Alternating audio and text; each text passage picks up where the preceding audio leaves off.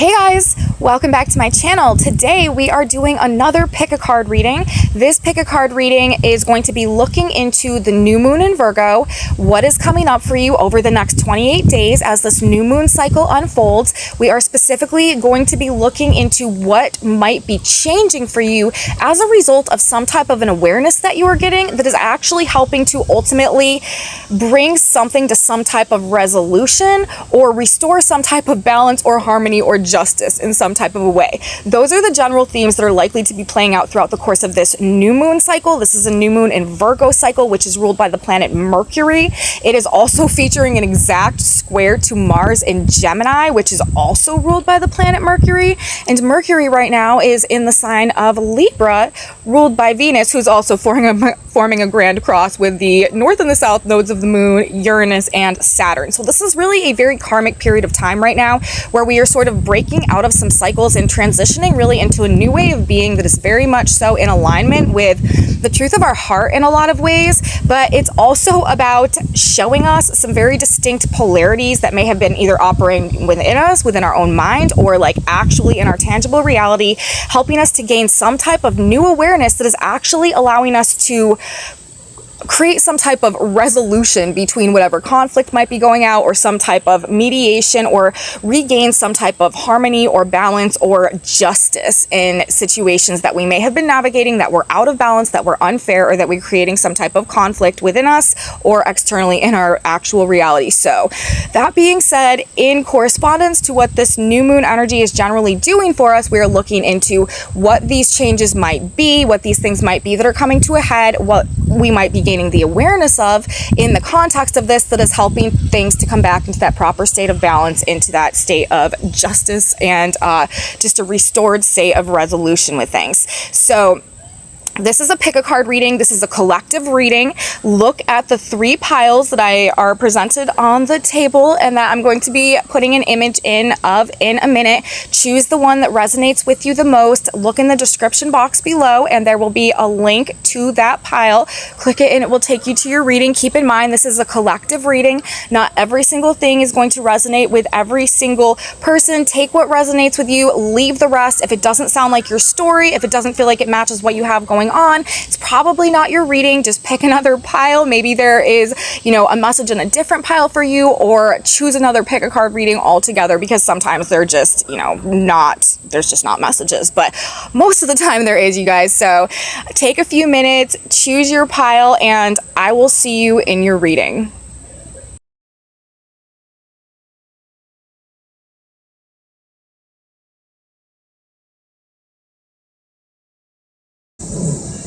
Hey, pile one. Today we are asking God, Spirit, Universe, what is changing for you during this new moon in Virgo cycle? This is a new moon cycle that is about conflict resolution, ultimately, for all of us collectively in one way or another. It is likely to start with some pretty significant conflict that may be going on, but there are universal forces at work throughout the course of this month that are trying to bring things to a state of justice, rebalancing the scales, or resolution in some type of a way through some type of conscious awareness that we are gaining to something throughout the course of this moon cycle somehow.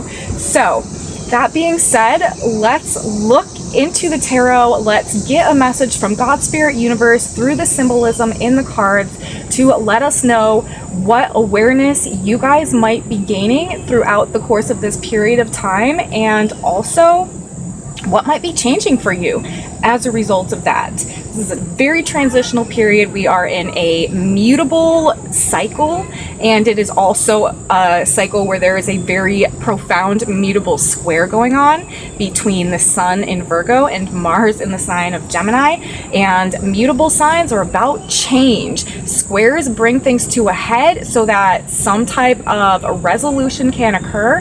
And in this case, it's about, like I said, rebalancing the scales, bringing some type of justice, coming through some type of an awareness that leads to some type of drastic change, or us being able to make some type of important decision about something. So all that being said, you guys, pile 1, chose the crystal card. We are starting out with a crystal message today, and you guys chose the ruby.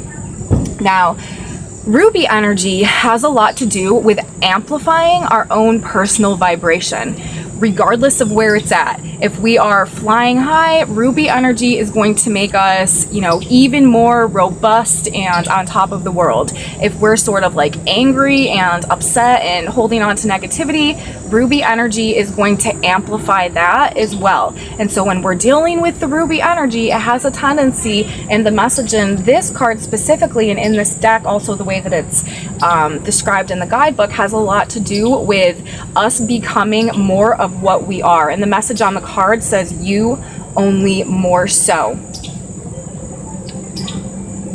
And we're also looking at the imagery and the symbolism of a spider, and it's got the heart on there. There's a lot wrapped up in love having to do with this message in the heart. And I feel like the message that is predominantly coming through in the context of the astrology that's playing out, the energy that is unfolding throughout the course of the cycle, has a lot to do with really coming to a period of time where you may be recentering a lot in terms of like the authentic truth of what you really want, what you really desire, what you really value, like really coming to terms with the truth of your heart in a lot of ways, in a lot of capacities. And over this period of time, like really beginning to embody that and to resonate with that and to allow that to sort of play a more expansive role in your life, in your decisions, in your choices, and therefore in the transitions that are happening right now. So that being said, this ruby energy, this you only more so, this you but amplified and expanded, is a message that is indicating in the context of this reading the changes that are perhaps going to be occurring for you out the course of the cycle. You're likely to be coming to a point in time where you're stepping more into yourself, embodying more so of your own truth, like wearing your heart on your sleeve maybe a little bit more, and like really feeling just like more self-empowered in terms of your true passions, your true desires, and what you really want to create also in your life at this period of time. So that being said, we have ruby energy coming out first for you guys, which is absolutely beautiful. Also the spider, the web, weaving things together, things coming together. Maybe various pieces of yourself, maybe retrieving like pieces of yourself or pieces of your soul or pieces of your heart that you've lost somewhere along the line, like finding them and like bringing them back and like weaving them into, you know, the tapestry of the future that you're creating this cycle as we go through these shifts. So let's get into the tarot, you guys. Let's start shuffling and see what cards we have coming out. Not yet. Hold on. You guys already have like cards jumping out. Let me get a good shuffle going on first. Oh my goodness.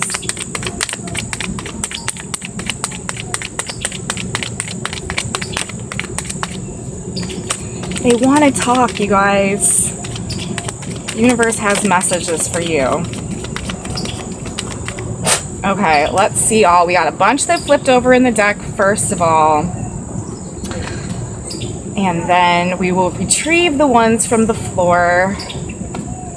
Okay, Ace of Swords in reverse, Justice in reverse, Three of Wands in reverse, and then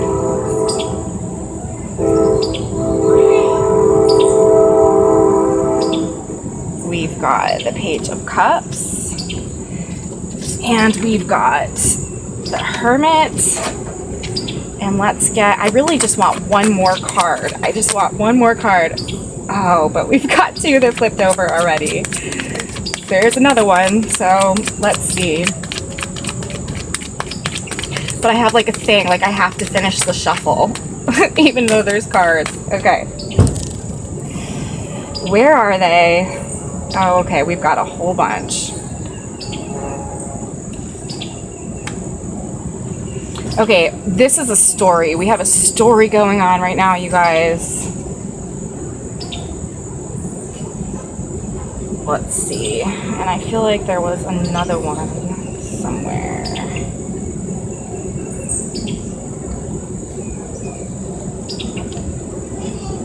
wasn't all, was it?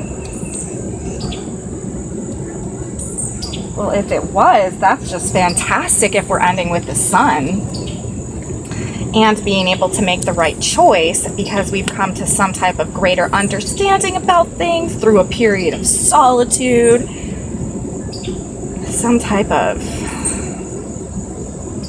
message that we receive. I guess that's it. What do we got on the back of the deck? Seven of Swords in reverse.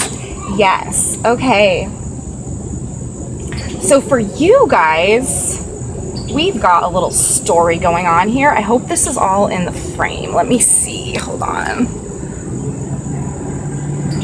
Okay. Can't really see it that well. Let's see. Maybe if I put it like this, you'll be able to see it a little better. I don't know. It's like evening here right now, you guys. The sun is beginning to set. I wasn't going to do a reading today, but then I just got randomly inspired and I felt like doing it. So I started this reading tonight. Honestly, I don't know if I'll do the other two piles until tomorrow morning.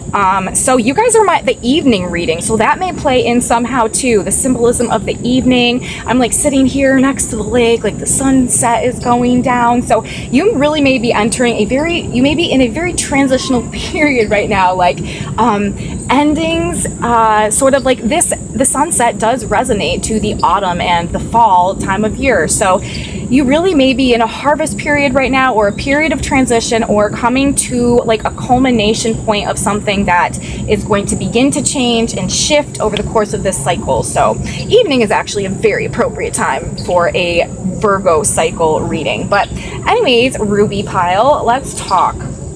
So let's see. This to me is like on this side over here, these three cards I feel like are talking about the past. I feel like this is talking about like the present, and I feel like these three cards over here are talking about the future. And on the back of the deck, we have the Seven of Swords in reverse, which is about like coming clean about things in some type of a way, or like the end of deception, or like seeing the truth about something, or like regaining power from places that it's been being stolen from us. The Seven of Swords in reverse is like very powerful. It's also like any type of fragmented thoughts and stuff like that, like us like kind of bridging them back together and gaining like a greater understanding. It's just like clearing up misconceptions, clearing up deception, anywhere that we've been being lied to or deceived, like gaining the wisdom and the information, the clarity on that as well. So let's talk about these cards. First of all, we have the Ace of Swords coming out in reverse. Second, we have Justice coming out in reverse. Third, we have the Three of Wands coming out in reverse.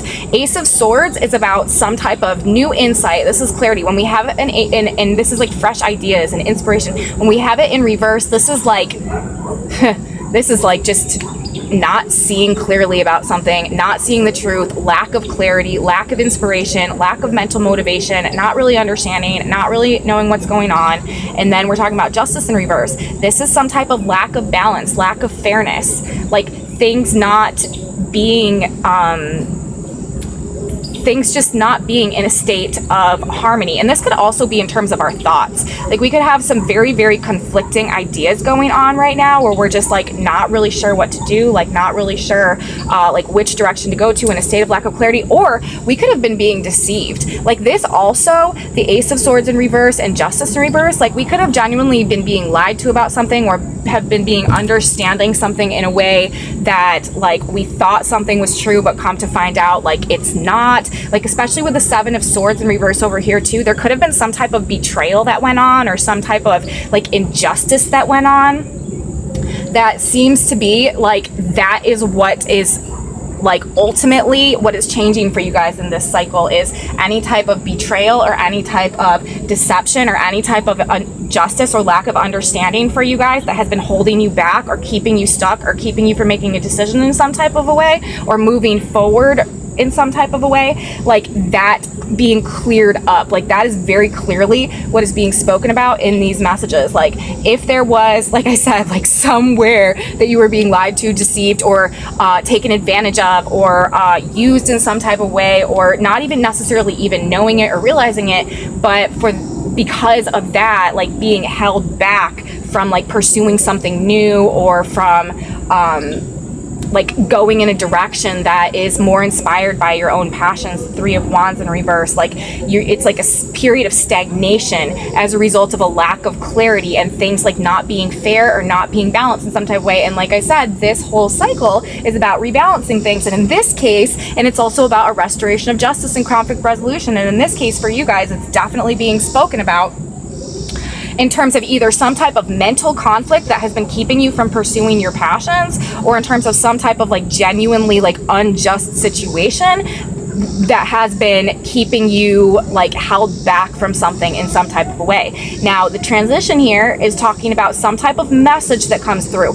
or some type of like Page of Cups, like just something small, like some type of intuition maybe, or some type of message, or something that you read, or something that just comes to you, or something someone says to you, or something that someone gives you or offers you, or something like just something small that you come across perhaps in some type of a way while you're in a more introspective state. This could also be happening through like meditation or something, like some type of just like emotion, something that is moving you on like a more emotional level, that is coming in a moment of like self-reflection or self-analysis, or just being introverted. Like maybe, you know, we have the Page of Cups and the Hermit. This could be like, you know, really processing some deep emotions, or just taking some time to withdraw, to like really get in touch with our own emotions and what we want and what we desire on an emotional level. But there's something having to do with some type of emotional offer, like, or this could even be like a romantic offer or something, or like an offer for friendship, or like reconnecting during this Mercury retrograde that's coming up as well. We have Mercury retrograde coming up. This could be like reconnecting with an old friend or something, or just something on some level, like some message coming in, or some connection that is like very like heartfelt, and either like causes a period of introspection and self-analysis where we are gaining some type of like just like going through a period of solitude, but also like really gaining some enlightenment. I mean, we have here the Hermit, and he's holding a staff on one hand, which to me is like it's you know, kind of correlates to the wand energy, and then he's got this illumination, this light that he's got in his hand. So to me, it's a lot of times about a period of introversion and introspection, and really like going deep within ourselves to rediscover our own passions and what really lights us up inside, and to gain some type of illumination or some type of wisdom as well. But this is on an emotional level, either in terms of what it is that we are really desiring in relationships, what we are valuing and desiring in relationships, or in terms of some type of, like I said, message or communication or information that is coming through, even in a very small way, but it is shedding some light for us. It's illuminating to us something within us that is sort of lighting a spark, lighting a fire within us. And then this is what we are transitioning into. This is what is causing the change throughout the course of this month. The next sequence of cards, we have the Temperance, we have the Two of Pentacles, and then we have the Sun. And both the Temperance, I mean, both of these are major arcana cards right here. And we also have the Justice card and the Hermit. You guys got 4 out of 8. Is that how many cards we have? 2, 4, 6, 8. Yeah, we have 8 cards. 8 also being the number of Scorpio, the autumn, death and rebirth, transformation, metamorphosis. This is a very, and this spread is changing dramatically from the start until like as we go through it. And you know, once we get to the other side, after we get to this Hermit energy and this point of enlightenment, see, now we're at the Temperance energy. This is a much more evolved like understanding of things. This is a harmonization. This is a healing. This is that balance energy coming through. This is that conflict resolution. This is that rebalancing of the scales through this exchange of like enlightenment, or this like greater understanding that's happening. And you know, it's like the angel, and it's the crown, and it's like all of this heavenly energy that is coming through to temper out the situation, whatever it is that we're dealing with. And it's also a very healing and transitional energy. And then we're also talking about the Two of Pentacles. So this is like whatever this is, whatever this offer is, whatever this acknowledgement of like our emotions, or you know, whatever this energy is that is causing us to either be more withdrawn or go through this period of like self-enlightenment in one type of way, or that we are receiving in a moment of like introspection and self-analysis, is leading to some type of like profound like understanding or awareness that is helping us with the decisions that we're making at this time, that is helping us with whatever we're trying to juggle, with whatever we're trying to decide. And ultimately, though, it's leading back to the sun, it's leading back to the rebirth, it's leading back to the light, and to our passion. It's like whatever is sparked in this Hermit energy is ultimately what carries us through the rest of the month. And you should be ending the month, whatever, if you're dealing with some type of conflict as a result of something that has been unfair. I mean, because look at it, it's all throughout this reading. We're talking about a lack of balance. The first part of your reading is all about this lack of balance, right? And things not being fair, and not understanding, and not being able to move forward, not being able to move on. But then in the second part of your reading, we have these other two cards that are specifically referencing this balance, right? Like the connection of things, like things being recalibrated in some type of way, like things being resolved, things being rejoined, things being tempered, things being rebalanced. And it has everything to do with the Seven of Swords on the back of the deck, which is the coming clean, like the truth coming out. And then again, the sun as the energy that is where this is ending up. So the light is coming back, the light is being returned, like we see what's going on, we see the truth, and it looks like then moving into your Libra cycle, next cycle, you're going to be able to make whatever choices or decisions or take whatever action you need to take from a place of genuine enlightenment. So that is pretty telling in and of itself. Let's get some clarification just to, maybe get a little bit more detail about these things that might be going on. But this is a very, very, very specific message as it's coming through. Okay, I'm just gonna move these books down a little bit. So, I mean, what else do we really need to know? We need to know, let's get some clarification about this Page of Cups, first of all. What is this offer? What is this, what are we talking about? What's going on with this offer? Or what's, what emotional, understanding are we coming to? What is the Page of Cups energy? Let's clarify the Page of Cups. Clarify the Page of Cups. Eight of Wands, speed, you guys. So it's happening quickly. So honestly, and with the 8, and again, we had 8 cards come out for you guys. And we're talking about, this is describing this transitional energy connecting the past and the future, the beginning and the outcome of this month right now. We're talking about the 8 of Wands, speed. This is not something that you guys are going to be waiting on for very long. It could potentially happen, within 8 days of when you're listening to this reading, or 8 days at the beginning of the Virgo cycle, or on September 8th, or on a day that numerologically adds to 8. 8 could play into somehow the timing, but this card specifically is saying speed. So this is not something that you are likely going to be waiting on too very much. Let's talk about the 3 of Wands in reverse. What is it? What is this, whatever is going on in the situation, holding you guys back from? What is it holding you back from? Let's figure out what that's about. What is the 3 of Wands? Okay. Stability. Yeah, so it's keeping you, again, off balance, right? Queen of Pentacles, stability. This could have to do with the commitments that you're in right now. This could have to do with family commitments. This could have to do with financial commitments, or things to do with the home. It could have to do with resources and even work and stuff like that. But just commitments generally, or also, this could say that this is preventing you from being able to cultivate, to become the Queen of Pentacles, to become the Queen of Pentacles energy, to be able to really step into your own, the cultivation of your own resources and your own value, and being able to like create abundance and material success in your life. Like that could also be very disrupted. Like the state of your material status quo could be being very disrupted right now as a result of the Three of Wands. I'm going to apologize, you guys. I don't know if you can hear it or not. I'm sure you can, but the races just started like across the street.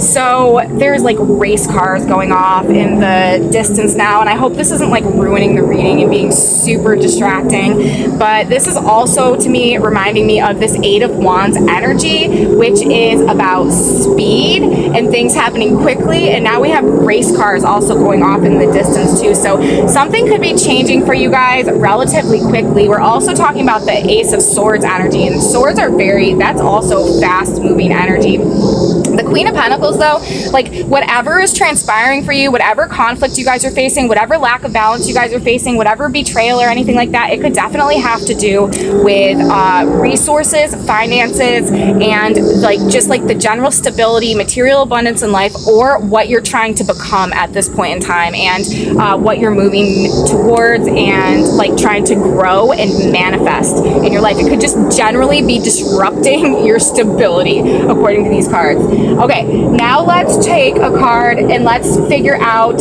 what is the Two of Pentacles energy?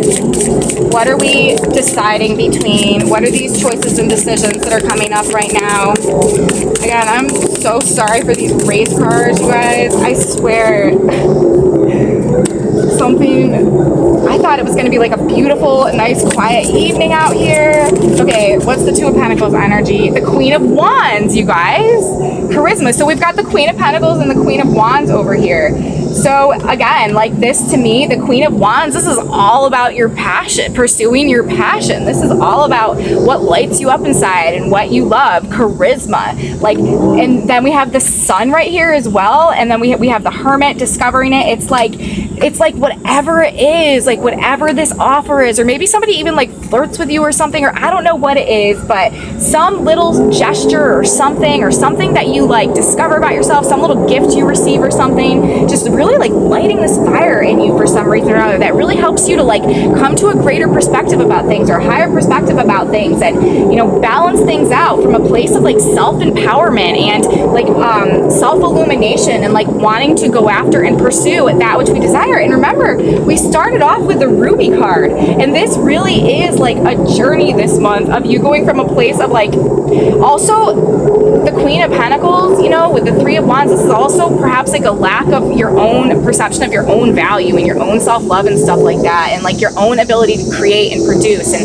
this is like a journey from like not being able to align with those vibrations to being the Queen of Wands, and like really just embodying and standing in your own personal power and pursuing your passions and going after what you love, and you know, really being this Ruby energy, you only more so, like a very like just illuminated like version, charisma, like that's coming through. So this Two of Pentacles, I guess it's like this light that's coming on inside of us, and this like recognition of what it is that we're truly passionate about and what we really love and like who we really want to become. And this energy is what's bringing us back to the sun and allowing us to make these choices or decisions. So and then on the back of the deck we have the Tower in reverse. So I mean, the Tower in reverse, this is also indicating some type of like major transition or major transformation that happens, although, you know, this deck particularly, I don't read the cards in reverse because they weren't created in the guidebook. There's no description of the cards in reverse, and whenever the authors write them without, you know, just write them not to be read in reverse, I like to not read them in reverse. So I'm not looking at it in reverse. It's talking about the Tower. This is also talking about some type of transformation or change. And we have the Eight of Wands. We've got 8 cards coming out for you guys. Definitely and then we've got a major transformation going on right here. And we're doing this in the evening. And this is a Virgo reading in the fall. Mutable change, like I said. So definitely a very transformative period of time that you guys have going on right now. But it's leading you to become more of yourself than maybe you ever have been, and more connected to yourself and more connected to your heart. Queen of Wands, fire, Leo energy. There could be a lot of Leo energy in this pile as well. Also, perhaps some earth energy in this pile. Capricorn, Virgo, Taurus, and Leo energy could be in this pile. But I mean, I don't really like to do that, because I feel like you could look at, there's, you know, all the energy is always in piles, but just specifically that's what I'm seeing. So now let's ask for, you know, some additional guidance. What do we need to know? What do you guys need to know about this period of time that's coming up right now? What will benefit you to know? What do you need to keep in mind? What is... Apparently you need to get your engine ready. What is it that we need to know about this transition, about this situation? What do we need to keep in mind for you guys? Seven of Swords. Look at that, you guys. Coming up again. So this is that deception, that manipulation, that betrayal, that like lack of trust in ourselves. Also, that could be not trusting ourselves. Okay, what else? Yeah, this is, and now we have the Page of Coins. This is about new opportunities, potential, making plans for things. That's what like this energy is also talking about, like whatever lack of balance going on, keeping us from being able to create our abundance in some way, or move towards creating our abundance, or move towards like having some type of stability. And now we're also talking about down here, the Seven of Swords, the Page of Coins. That's the same thing. That's the same theme. That's this Seven of Swords energy, these lies, this deception, this deceit, or this lack of trust in ourselves, preventing us from being able to create new opportunities, to make plans, to start something new, to go in a new direction, to capitalize on the value, the resources, the potential within us. So, you know, some type, either us lying to ourselves about our own potential that is keeping us from doing that, you know, up here, or like legitimately situations in our life that have been deceptive, untruthful, or in some way just like keeping us from seeing or holding us back from being able to create and like create abundance in our lives, or create some type of stability in our material world, especially based on like the opportunities or like things that we want to grow and build, structure, form at this point in time.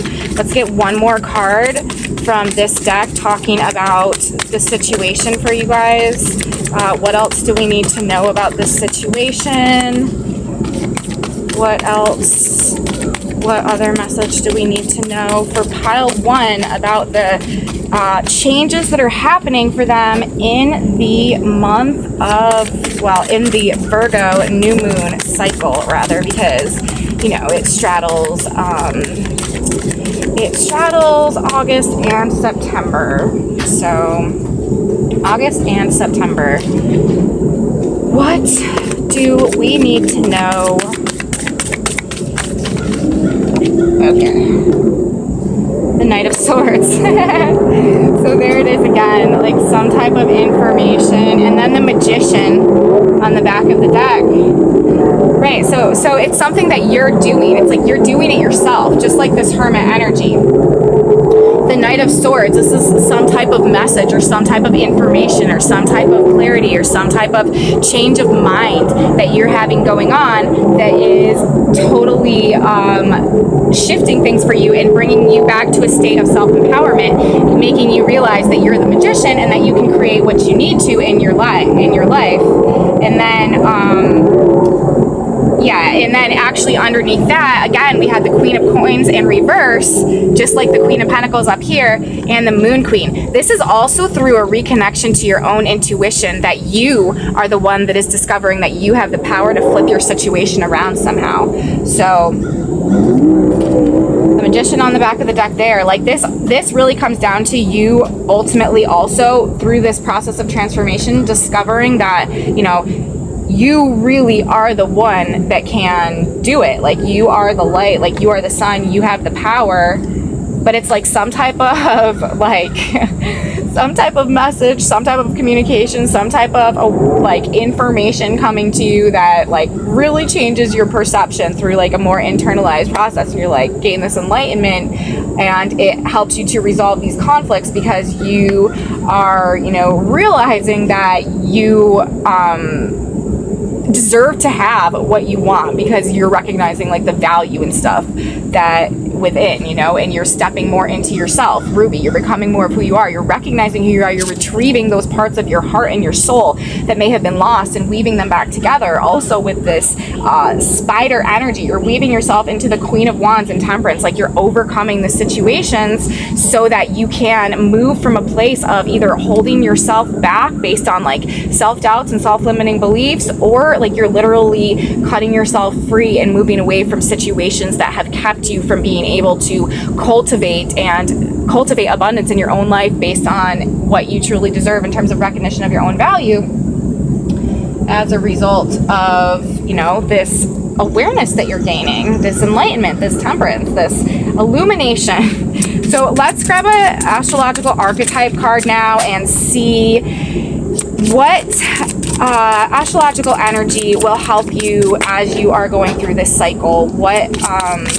What energy is, you know, something that can help us understand this process that you're going through, or describe the changes, or help you as you're going through this process. What energy do we need? Jupiter. So Jupiter is all about expansion. Jupiter is luck and blessings. Jupiter is wisdom. Jupiter is seeing things from the higher perspective as well. We have the hawk on here. This is gaining that greater perspective, that expanded perspective, that sense of illumination, that sense of enlightenment. That's what Jupiter rules. Jupiter rules the truth. That's what you're realizing in this hermit energy, which is leading to this temperance and bringing you back to the state of, oh look, a dragonfly, you guys. Dragonfly literally just came and landed on your Seven of Swords in reverse card. I don't know if you guys saw that, but that literally just happened. And dragonflies, to me, this is like the ultimate in metamorphosis and transformation. Dragonflies' process of transformation are crazy, and they're also a winged creature about the air, about illumination. As I'm talking about this process, you guys have a dragonfly that flies over and lands on your Seven of Swords as there's like race cars revving in the background, ready, set, go. But this Jupiter energy, this bird's eye view, this enlightenment, like you're gaining this sense of greater understanding that is helping you to like balance things out internally, that is leading you back to the state of self-empowerment, being able to step into your personal truth, embody it more. You guys are gaining some profound wisdom over the course of this next period of time. Let us now get an animal message, and let's get a little bit more information and see what else it is. We already got one animal message for you guys. I can't believe a random dragonfly just flew over and landed on, of all the piles, the Seven of Swords in reverse. Some type of justice is coming for you guys. If you guys have been dealing with situations, okay, there's the card, honeybee. If you guys have been dealing in situations that have been really not cool, shady business, you guys are about to get some type of rectification. Honeybee, let compassion and forgiveness be your top priority in this situation. And honestly, that is probably the best advice that Spirit could give you, because especially if you've been in a situation where you have been being betrayed or deceived or hurt or lied to or stolen from or like anything like that, because being able to like have compassion and forgiveness in the midst of that process, like that really is what allows us to shift our vibration in a way that allows us to truly heal, and not only that, to begin to magnetize and attract into our lives that which will truly like be right for us and not bring us back through that experience again. It's when we hold on to the resentment, the bitterness, the betrayal, the pain, the hostility, the like all the negative energy. It's when we hold it within us, that's when we attract more of the same type of relationships and the same patterns repeatedly over and over and over. It's because we are not letting go. When we go through these experiences, what we have to do is let go, open to compassion and forgiveness. And remember, this is not for the other person necessarily. It has nothing to do with them. This is so that we can clear our own energy body, so that we can break the cycle of trauma that is causing us to attract those relationships in the first place, so that we don't perpetuate that and continue to mirror attract more of that. like in order to like continue to bring that awareness to us. So, you know, if you've been dealing with some type of situation like that, compassion and forgiveness alongside, like, and that may also be, you know, in this Hermit energy, the understanding or the truth or the illumination that you're gaining that brings you back to that sense of self-empowerment. Because when we can practice forgiveness and compassion, that also frees us. Like, it frees us. We're surrendering a huge burden, and therefore it opens up to all of our creativity, and it allows us to focus on other things, and allows us to move our energy and like be re-inspired and stuff. And we're also talking about a honeybee. Like, honeybee also is gold, makes honey, it's golden, it's like the elixir of life. Like, honey is so medicinal, and it cures, you know, so many things, and it's just so beneficial. It's actually such like a very magical substance. If you think about it, it reminds me a lot of the sun, because it's just like this golden glittery substance that is created by these honeybees. And so there may be you know, honey may be healing for you guys throughout the course of the cycle, and sometime maybe you should get some like good raw honey and just like have a spoonful a day or something like that while you're going through this process. But, and you know, bees are also very busy, like maybe trying to stay busy on a work that is very like fruitful and productive throughout this Virgo cycle. Maybe that is also something that could be healing to you guys. Now let's grab one of these lovely cards. This is the Oracle de la Lune. This is actually, this deck is not in English. My mother gifted it to me, and it's from like Paris or somewhere, and I can't understand the words on the cards, but I just like to look at the imagery and read the symbolism on the cards. So that's what we're going to do. But these are also sort of like moon phases and like lunar energy vibrations that we can go off of. So what is some more energy that we can that would benefit us to get an understanding of for pile 1?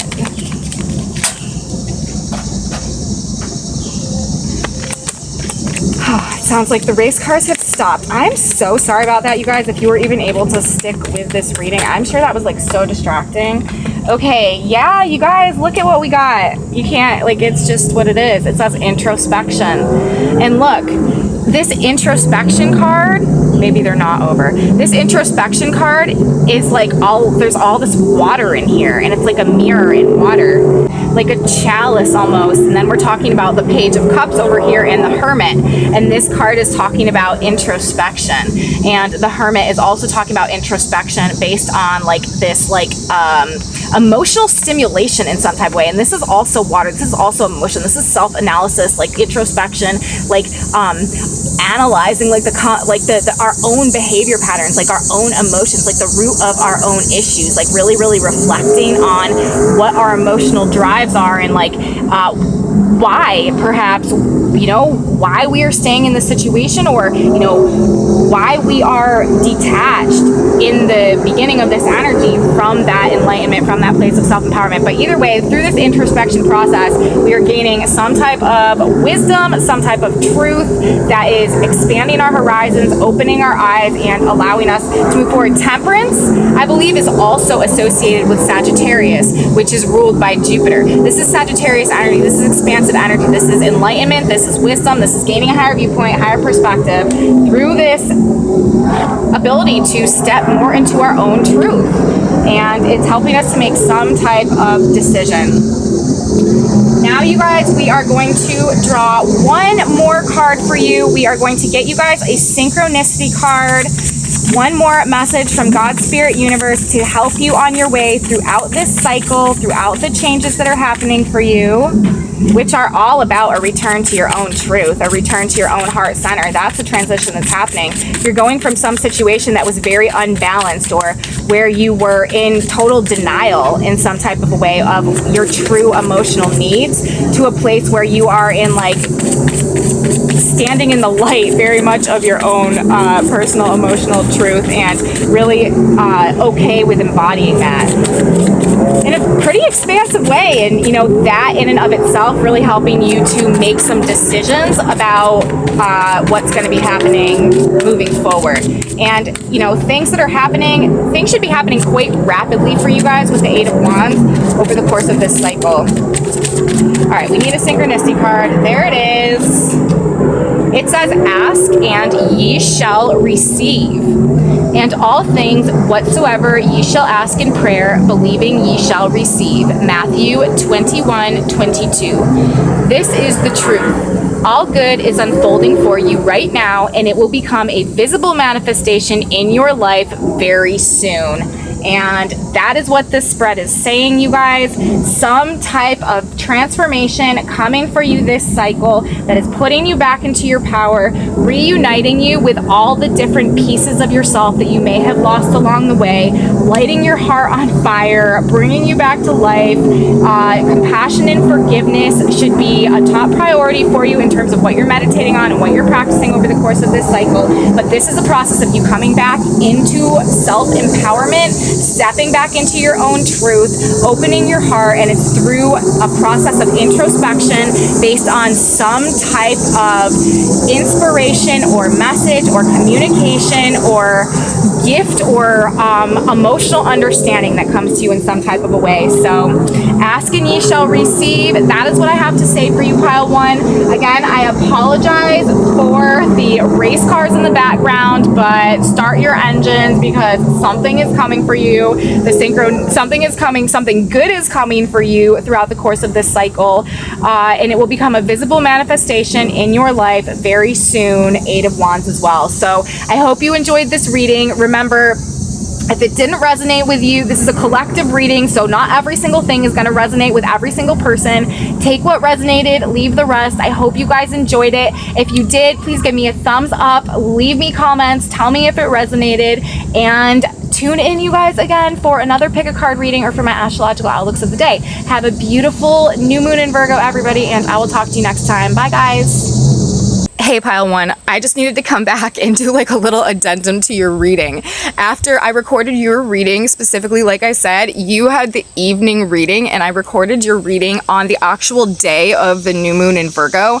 And in retrospect, thinking about it, it's so funny because your reading, like, it was so plagued by distractions in the context of me trying to get this like very focused message out, which if you think about the energy that was playing out for the new moon itself, we had the new moon in Virgo, which is about a concentrated, focused, like relaying of a message or information, but it was in an exact square to Mars and Gemini, and you had literally races going on in the background of your reading that just happened to start right when I was like halfway through your reading, and like the races, like that to me is like very, very much like Mars, vroom vroom, like in the sign of Gemini, like fast going around and around circles, like so Mars in Gemini.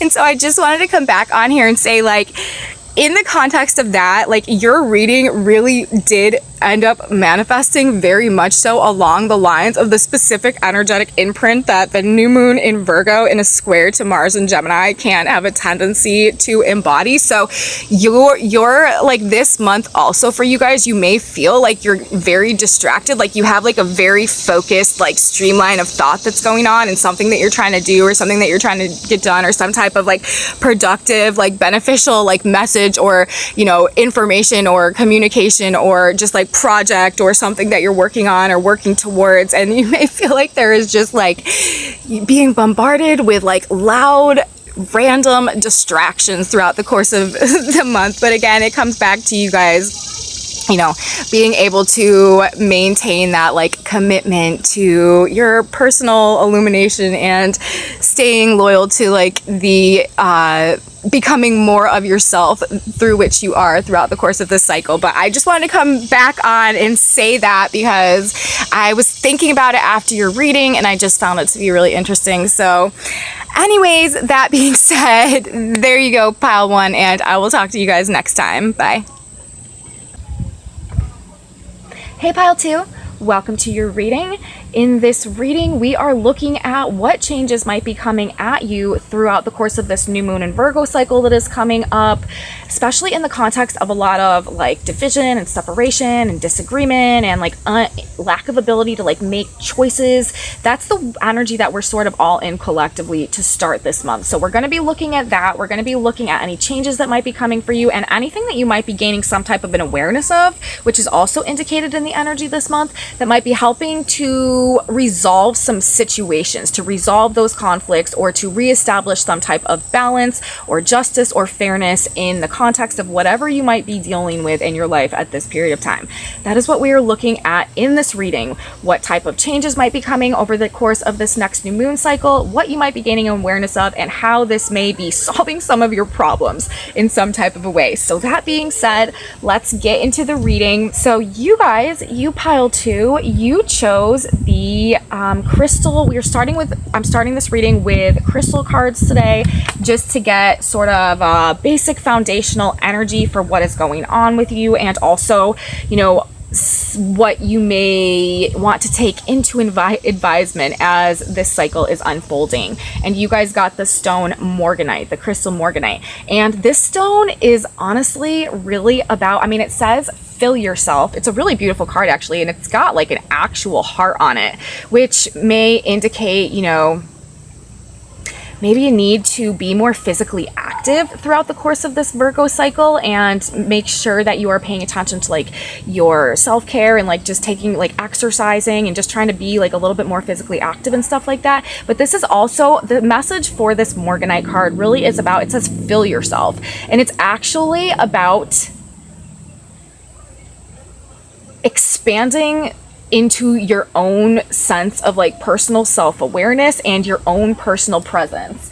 The message, part of what it says in the guidebook, it says stretch into your fullness. From this place, the things that are not you slowly get crowded out by the truths of your soul. So this is like a process of you like growing into yourself in some type of a way over the course of this Virgo cycle. And you know, Virgo is a sign associated with growth, it's associated with healing, and it refines things. It brings them to their like highest potential, their best form, so that they can then be harvested and used in some type of productive or beneficial way.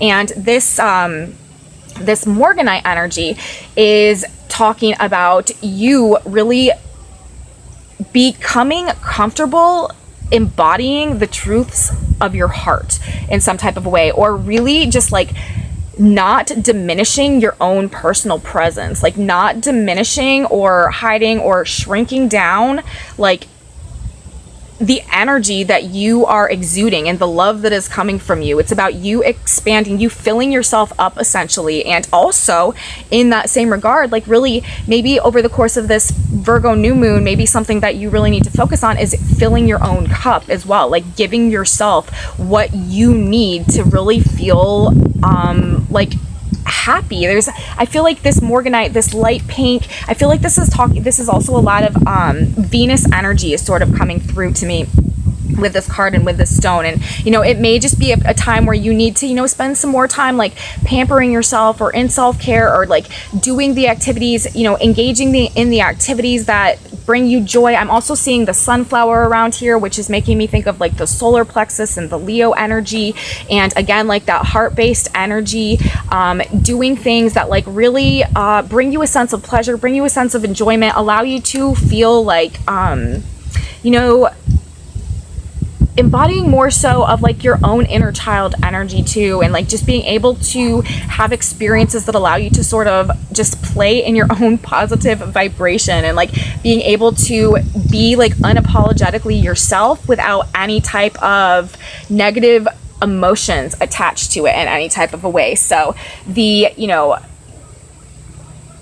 what you are learning, what you are gaining an awareness of, where you are moving, and ultimately what may be bringing you some type of peace, resolution, justice, rebalancing throughout the course of this month. Maybe a shift that is going on within your own energy body in terms of you actually becoming more comfortable and being yourself in some type of a way, and really again like expanding into your own like energy field, into your own vibration, and allowing yourself to really like reconnect with yourself and begin to really embody and allow that version of yourself to emerge in the world out this period of time. Okay, now that being said, let's get into the tarot. Let's get some tarot cards to describe what's going on with you and the current state of things, your current situation, what we need to know. And again, we are looking at what changes, what big changes might be happening this cycle, you know, as a result of this T-square we have going on with Venus and Uranus in the north and the south node, and Saturn in the sky, also the square between Mars and the sun. What changes, what conflicts might be going on that are changing things for you guys in some type of big way. And what awareness are you gaining that is actually helping things to come back together in a way that is more harmonized and balanced than it was initially.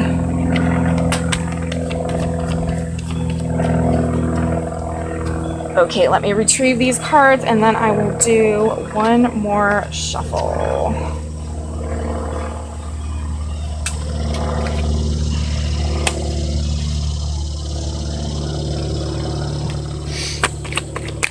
What is changing for pile 2?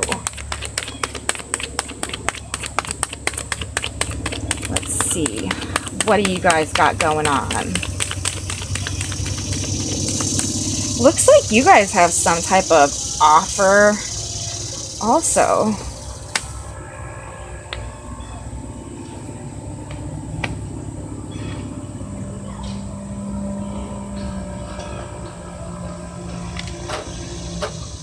Huh.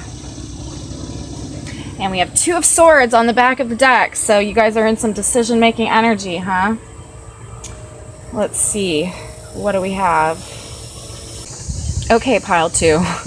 All right, so this to me right here is looking like the spread of someone who is not satisfied with what they've got going on right now on both an emotional level and on like a material level.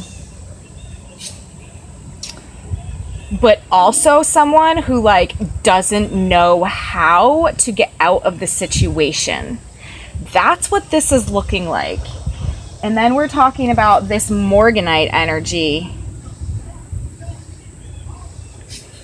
Things that are not you slowly getting crowded out by the truth of your soul. So you guys might be going through a period of time right now where you are, for some reason, realizing the material world around you and even the relationships in your life are not in alignment with the truth of your soul. And you may be going through a period of some type of like soul retrieval actually at this point in time, and like really reconnecting to your, you know, maybe going through some like inner child healing and stuff like that, and really connecting back to the truth of your authentic self and like bringing those pieces back with you and sort of, you know, healing them in this Virgo energy and sort of expand that energy, like expanding and coming, like reinvigorating you in like a different form, you know what I mean, in alignment more with your personal authentic truth. And that may be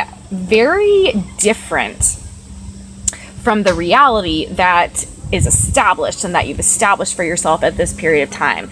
Now, let's talk about it in the context of the cards, and we are definitely going to get some clarifying energy to sort of understand this a little bit better, because this is sort of a vague message, although it's demonstrating, you know, a pretty specific point. Like, we've got a lot of reversals going on here. We only have 3, well, we have technically 4 with the back of the deck, 4 upright cards. This is the Page of Cups. The Page of Cups is like a small offer, or like, you know, it's a message. You know, it's like caring like a little bit, but it's very sort of like immature, like it's not in depth, like it's not deep really, it's more shallow, like it's like a small emotional offer about something. And then we've got the 7 of Pentacles. This is a card to me that is quite associated with the Virgo energy actually that we have going on, but it's about, you know, sort of looking at what you've grown, looking at the state of things in your life right now and being like, like really, like is this what I've created, like out of the time and the effort and everything that I've put into like what I've been doing, like is this really the state of things right now, and like how does this line up with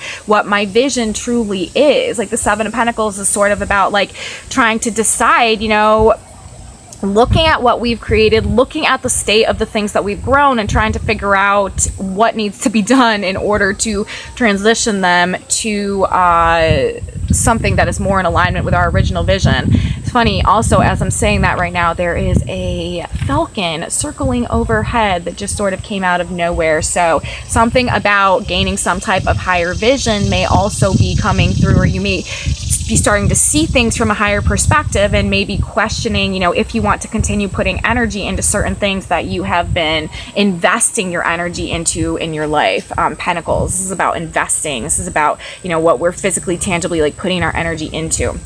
And then we have the Queen of Pentacles, right? This is our commitments. This is the state of our material abundance in our world. This is like us sitting on our throne of what we've created financially, materially, and like us being in a state of essentially like recognition of, you know, the value that we're holding inside of us. See, we have the Queen of Pentacles upright. So there's something about coming through in this period, like something about cultivating or rediscovering a relationship to our own sense of internalized value, or our own resources, or our own potential. And then as a result of that, you know, kind of questioning if we want to continue to invest in the things that we've invested in that have either been giving us very little return in terms of what we truly need to fill our own cup and feel satisfied and fulfilled on an emotional level, or that just like we've been accepting, you know, not what we actually truly need in order to fill us up and support us emotionally to a point where we can really like take advantage of this recognition of the value and tap the potential that we are recognizing within us to really come on our throne and be like this. You know, the Queen of Pentacles, this is an energy that is able to just like receive and manifest like material success and abundance. It's also really very much so a very like committed and dedicated and loyal energy as well. And so there could be a need to kind of in this Morganite as well, like cultivate more like of a loyalty and a dedication to the value that we hold within us. But anyways, these three cards being the only upright cards is telling us like this is why, you know, like this is why all these other cards are in reverse. We have the Seven of Wands in reverse. The Seven of Wands generally is about perseverance and determination and like being like assertive about something and like really like not holding back about something. But when it's in reverse, it's like we are holding back about something, and we don't have the will to fight. Like we don't feel like fighting, we don't feel like pushing forward, we don't feel like going on. And then the Four of Wands in reverse. The Four of Wands, this is the card of like a happy, stable home environment and like a stable, balanced partnership and committed relationships, and like sort of just things that are going on within the home or the community or behind closed doors, or, you know, just in our like, you know, things pertaining to like our roots and stuff like that, or just like where we come from, things having to do with the mother archetype as well, like, but just generally like a sense of stability, security within our home, our family, and our physical material world. When it's in reverse, this is also like not feeling satisfied with this state of things essentially in our home environment or in our community, or, you know, behind closed doors, within the home, within the family, within the partnership as well. It also represents partnerships, and it's also like a very celebratory energy. So it could be talking about, you know, just like again, like a lack of satisfaction in those areas, because we've got the Queen of Pentacles coming through. Like this could be in regards to the things that we've committed ourselves to. So when we're looking at this, it's like either we're just not receiving enough on an emotional level to fill our cup in a way that gives us like a desire to go on, and we're just like, like I just don't want to put this energy into this anymore because I'm this queen on this throne and I'm not receiving a reflection of how I'm viewing myself now and who I am. And like I'm not happy in my like daily environment, in my commitments, in my relationships, in my partnerships, in my home environment, in my community, within my family situation, just in terms of the general material stability in my day-to-day life. Like I'm just not feeling happy. I'm not feeling fulfilled in that. And also, You know, then we come over here though, but it's like, I don't know what to do. We have the Two of Swords on the back of the deck. Like, I feel like I can't detach myself from the situation though. It's like I can't cut myself free. I don't know what to do.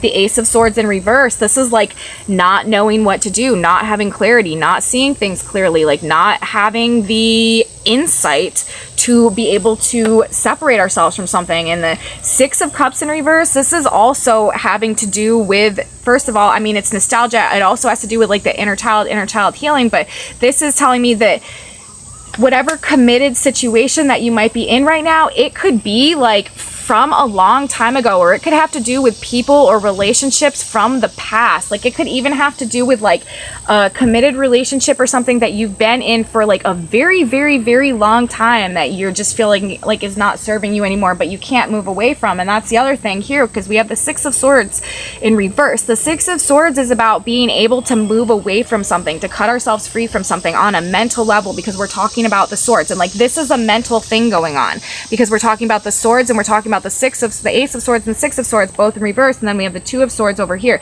Something about like our thoughts are holding us back, and it is because of these feelings, and you know, like feelings of maybe like a lost love or something, or of nostalgia, or of just like feeling attached to something from the past that we just feel like we cannot cut ourselves free from, we can't detach ourselves from. But in the same sense, it's got us in a state of just like not being able to really like be happy with our commitments that we're in right now. Like the Queen of Pentacles with the Four of Wands in reverse, like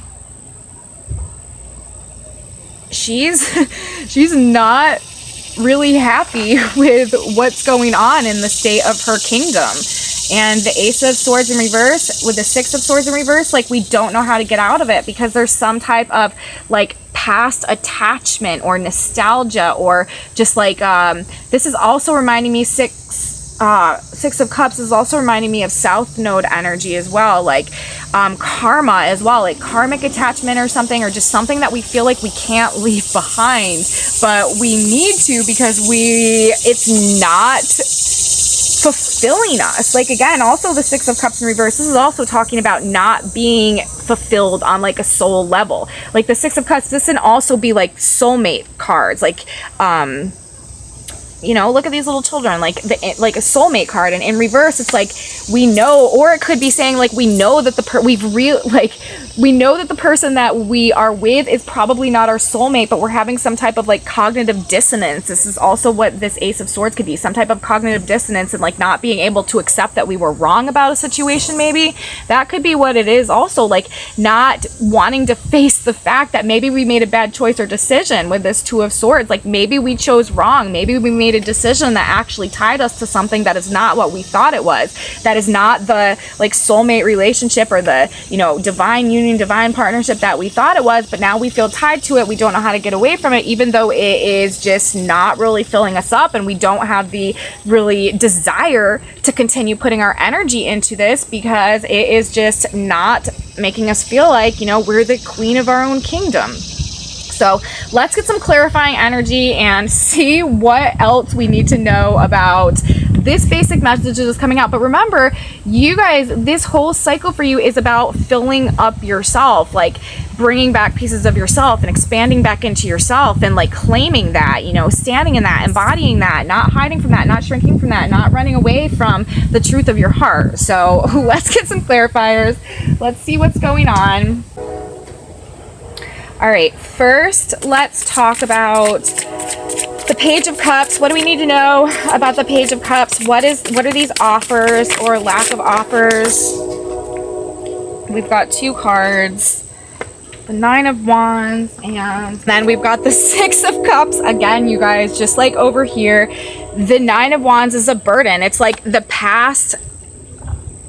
This Page of Cups, it's like whatever, and you see these are the only cup cards also that we've got in this spread, this Page of Cups and the Six of Cups in reverse. It's like, were we deceived in some type of relationship situation that we committed to, that now we're realizing is more of a burden than we're willing to take? But look at these cards. We got the Nine of Wands, and usually this is a card of sort of like the wounded warrior, and endurance and just like pushing forward and pushing on. But in this deck, the message that it's associated with it is fear. And then we have past here in association to the Six of Cups. So again, it's like, is there some type of fear that is coming up that is keeping us attached to whatever it is that is not filling our cup, that is not filling us up?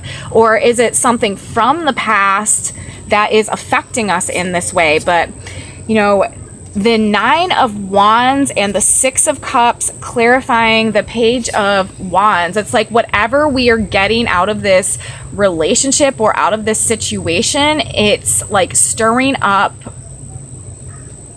It's like we feel like whatever we would have to do to like get out of it or get away from it is like insurmountable in some type of a way. All right, let's get some more. The Seven of Wands in reverse. What do we need to know about that? The Hierophant. Again, the Hierophant can deal a lot of times with commitments. This is talking about guidance though. So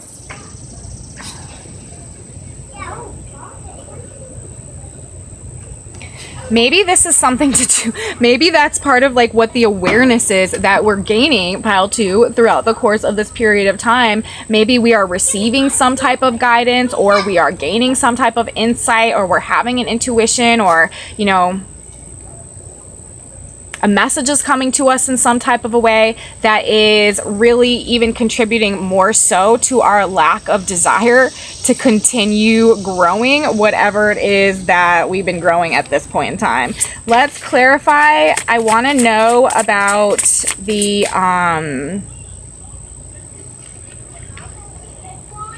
Four of Wands in reverse. What's the Four of Wands in reverse energy about?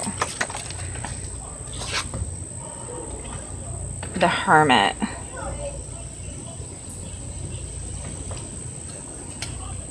Both of these reversals, we're getting major arcana. The Hierophant and the Hermit. And before we get into that, what about the Queen of Pentacles? Let's clarify the Queen of Pentacles. What do we need to know about this Queen of Pentacles energy? The King of Swords. Okay. What about the Ace of Swords in reverse then? What about the Ace of Swords in reverse?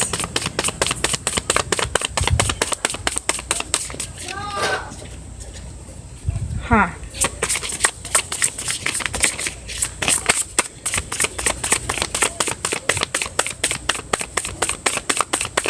I think that this second message might be explaining to you guys a little bit of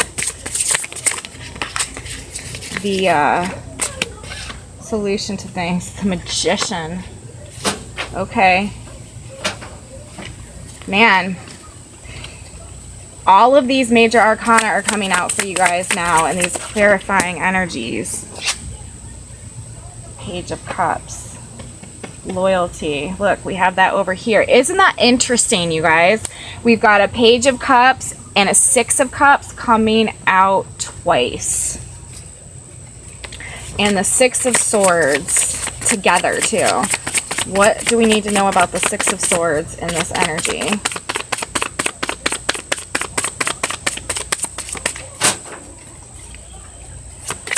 What do we need to know about the Six of Swords? Two of Cups. Five of Swords on the back of the deck. Huh. Okay. Actually, we might as well just do the Seven of Pentacles too, because we've done everything else. Let's clarify the Seven of Pentacles. Ace of Swords. Huh. Okay. Eight of Cups. There we go. That makes more sense. Okay, pile two. This message to me, actually, I feel like is talking about you perhaps like unconsciously blocking your own progress in a lot of ways out of not knowing whether or not what you are in, the situation that you are in, is really meant for you or not, and not really wanting to necessarily take the risk of moving away from it or detaching yourself from it, because first of all, you may be doubting your own like skills, like your own potential, like your own ability to like control the outcome of the situation in your best interest. And you may not, you know, you may really be questioning whether the situation that you're in right now is meant for you, and whether or not you actually have the ability to get yourself out of it. But the message that is really coming through here is saying that, you know, 8 of Cups, like, introspection, yes, but also a need to sort of like, honestly, like, walk away from things right now and distance yourself from things and focus on your own healing and restoring, again, the pieces of yourself, filling yourself back up. Like, that is really what the message ultimately is coming through in this reading. It's like, you know, Page of Cups over here with the 9 of Wands and the 6 of Cups, like, on an emotional level, like, it's like some type of fear or some type of heaviness coming through because of a past connection or a past relationship or a past commitment, or not receiving what really makes us feel good or balanced right now in terms of like certain situations and circumstances that we have going on in our life, and just like feeling like we're getting this like higher guidance, like this like spiritual guidance or this intuition or these intuitive hunches or just like this like higher calling or something, like to not keep putting energy into whatever commitment or whatever situation we're in right now, because it's like we're just like gaining this greater understanding that it's not like benefiting us, or it's not producing the level of what we're putting into it, and it's really disrupting the state of like our ability to see our own self-worth and our own value. And you know, this may require, you know, we may need to be, this is a Virgo cycle, and you know, this was coming out in pile number 1 too. The Hermit energy came out for them too. The Hermit energy is related to the sign of Virgo. Like, this may be a period where we really just need to sort of like spend some time self-analyzing and being very introspective about things, and really like trying to connect with that higher knowledge and gain some greater understanding, because there is a definite message over here about just not knowing what to do. Again, like I was saying, in this Gemini energy, Mars, this Virgo cycle, Mercury, this square, these decisions and these divisions and these polarities like sort of coming to a head and not knowing what to do. But ultimately, you know, this is working to bring some type of balance or some type of resolution.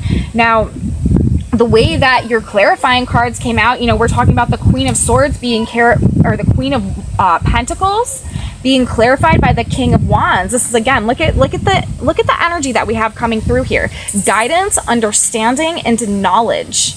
There is, and then we have, you know, the Ace of Swords here and the Ace of Swords here. We have an Ace of Swords in reverse in our top row of cards and our initial information.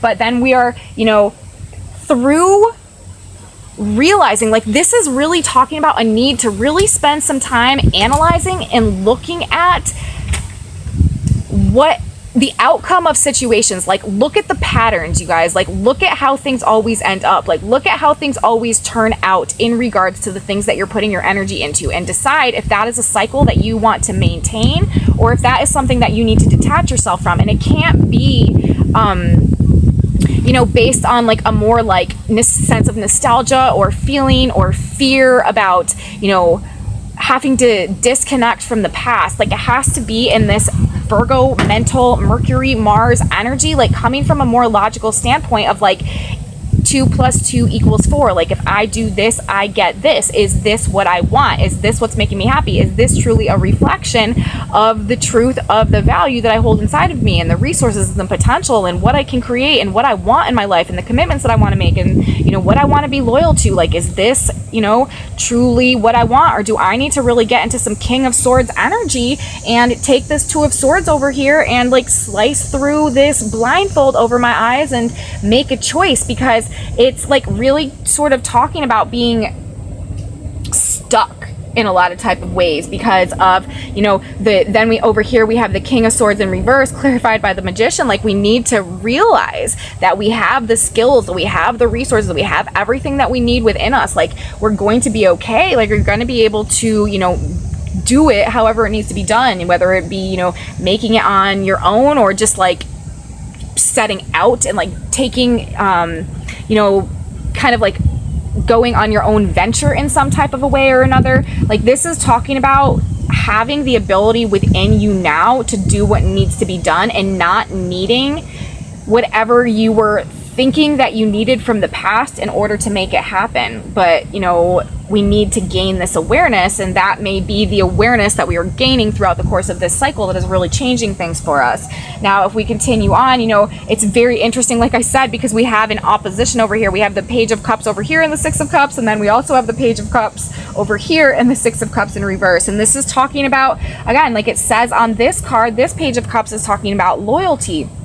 Six of Cups in reverse. Like, what are we being loyal to that is not truly that which is in alignment with us, which is preventing us, first of all, from moving on towards the Six of Swords in reverse, clarified by the Two of Cups, relationships. This is talking about either relationships or that commitment to something from the past, holding us back from moving on and liberating ourselves in some type of a way, or like our lack of ability to move forward, keeping us out of that which will truly bring us those fulfilling relationships and what is truly mirroring, what is truly balancing for us. And again, then over here, our back of the deck energy, like if we're looking for an answer on what to do, you know, in the context of the way that this story is being told right here, it's clearly being presented to us in these two cards coming up on the back of the deck. It's like we have this blind choice with the Two of Swords. We don't know what to do. We don't know what choice to make.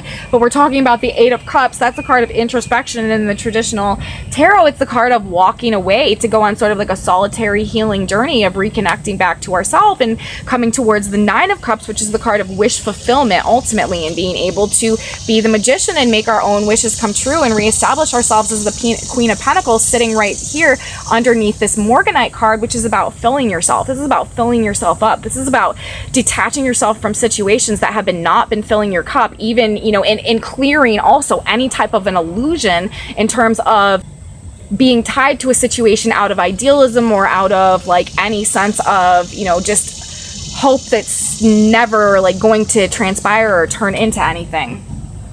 So that is what I'm seeing in terms of just this message that's coming out. Now let's ask for some additional guidance for you guys. What do we need? What else do we need to know about this situation? Where is this going?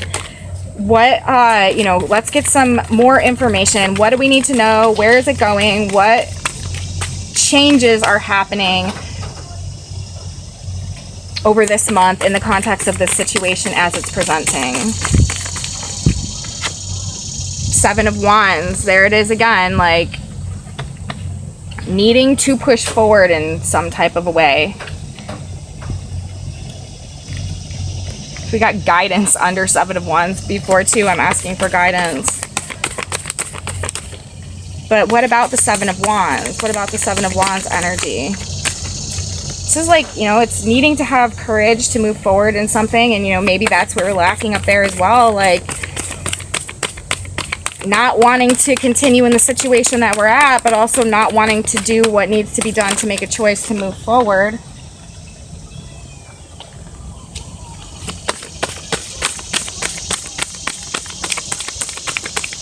Let's see.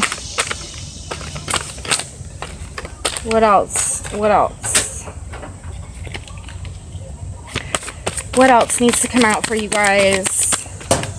Ah, too many cards. It's like half the deck.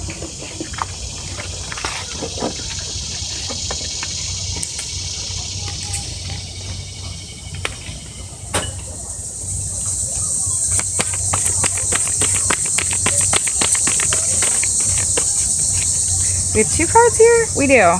Two of Swords again and Five of Wands.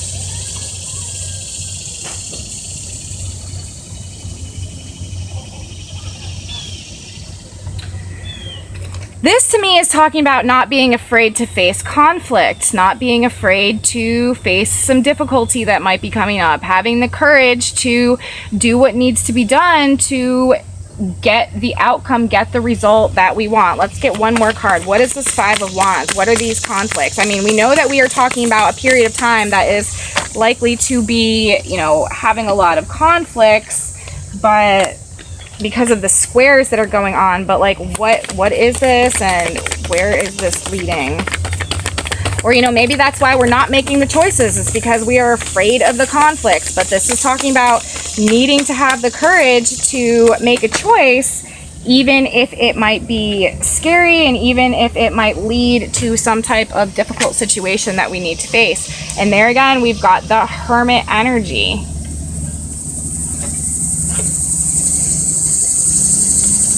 We have introspection. We have the Hermit coming out twice. This is also talking to me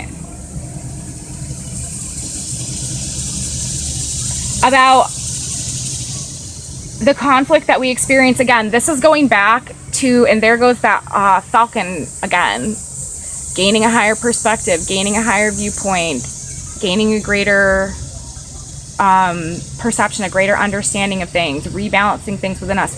This to me goes back to the whole message of this entire Virgo cycle, which is about this being a period of time where we are really needing to resolve some conflicts that are going on within us, also on sort of like a mental level. This is, to me, talking about the mental conflict. Your advice for this period of time in the context of these four cards that just came out and the overall message is it's really, really important for you to be in a place of inward reflection, inward analysis, and through that process, some type of an enlightenment or some type of understanding, or you're going to gain some type of an awareness that is going to resolve the conflict that is going on within you. This is talking about, I mean, the Seven of Wands, the Two of Swords, the Five of Wands. This is talking about some type of serious inner conflict going on that is really keeping you stuck. But with the Hermit energy coming out twice, this is also directly related to the state of things, you know, that are out of balance or that are creating disharmony in your home environment or in your relationships or just in your like physical everyday life. Something about a need to spend some more time in isolation, to spend some more time in self-reflection, to spend some more time in introspection. Like, this is where you're going to gain some type of an illumination, some type of an awareness, some type of an enlightenment that is going to help you to resolve these inner conflicts in some type of a way and make the decision that needs to be made. And this, like there's a lot of relationship energy that is going on in this reading, but it also could be pertaining to just generally like the state of the status of things in our lives generally. With the Queen of Pentacles, this could also be career related, in relation to our career. With the Seven of Pentacles, our finances, like the state of our like career and material stability and stuff like that as well. But any, you know, the internalized conflict that is going on right now, it's really requiring a period of solitude and isolation and just getting more in alignment with this Virgo Hermit energy, because it's like with the Ace of Swords in reverse and then being clarified by the Magician, there's a need to rediscover the magic within us. And again, here we come back again to this Morganite energy, to rediscover like the missing pieces of ourselves and to like fill ourselves up. It's interesting because a message like that came through to some extent in pile 1 as well, about a need to like retrieve missing pieces of their heart and like sort of like embody that, more of that. And that's kind of also what this message is saying for you guys. Like over here, you know, there's a need to really spend some time in an internalized space of self-reflection, like the Ace of Swords in reverse, in order to rediscover our own magic, to rediscover our own potential, to rediscover our own skills, to rediscover, you know, what it is that we can actually do, so that we don't feel like we need to be attached out of loyalty to these situations that may really not be filling our cup, not be serving us, even though they may have been around for a while, or we may feel very connected to them on like a soul level, and really be questioning, you know, is this my soulmate? Like, is this the situation that's meant for me? And being very, very back and forth about it. Like, this is also a situation we could be very, very back back and forth about. And again, like this whole thing, like this lack of balance, things going back and forth, like not knowing what to do. But Eight of Cups, you know, a need to be much more like introspective again and just into our own soul.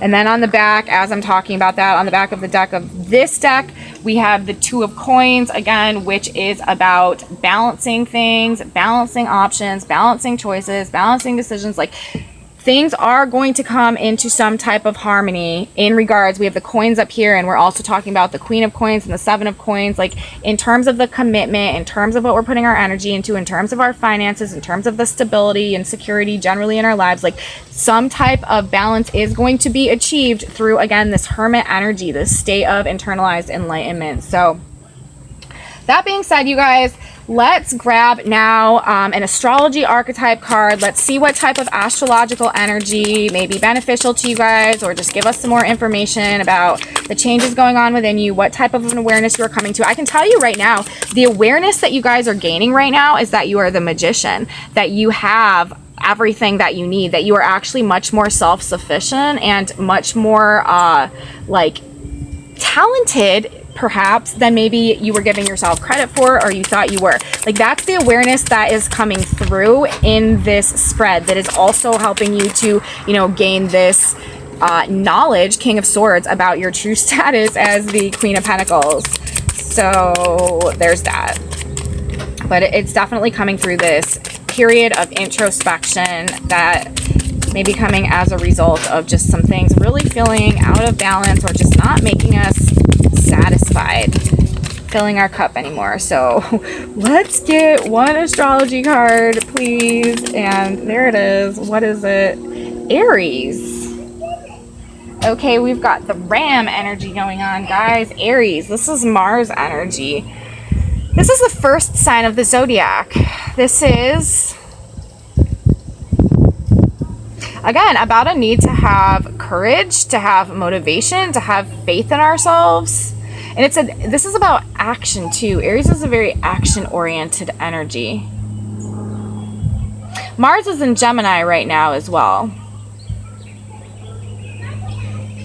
There might be a lot of information coming to you guys, a lot of information, a lot of communication, a lot of people generally, a lot of like chatter and just like people messaging you all over the place over this next period of time. You may be learning a lot. Jupiter is also in the sign of Aries right now. Some type of an expansion. Again, this is talking to me, it reminds me of the Morganite energy. Jupiter in Aries is about an expansion into our own personal like truth, into like the extent of who we are, because Aries is associated with the first house. This rules like our personality and like how we essentially come off in the world, and it's like our gusto, and it's like our spirit expressing itself, like Aries, the first house. And with Jupiter there, this is really creating an expansion for all of us right now in alignment with our own personal authentic truth, whatever that be for us, because Jupiter rules truth, and it rules expansion, it rules wisdom, it rules higher knowledge. And Aries, this is a sign of the self essentially, and it's like an expansion of self, which is also what this Morganite energy is about. And these two cards actually are bringing through like some of the same color schemes, these pinks, and this like more like Venetian heart-based energy, even though we're talking about Aries here. So I feel like sort of with the Aries archetype message at this point in time, with Jupiter also being in the sign of Aries right now, Mars being in Gemini, it's like this period of self-discovery that is really giving us a more expanded sense of self, and you're being asked to fill yourself with that and to really start embodying that. So what did the book say again? From this place, the things that are not you get slowly crowded out by the truth of your soul. So that is, you know, what the guidance for you is in the context of what's going on right now, an expansion in alignment with your personal truth. Jupiter and Aries bringing you back to your throne and helping you to rediscover that you're the magician and you have all the skills within you, and you know, you don't need to be afraid of detaching from the past, because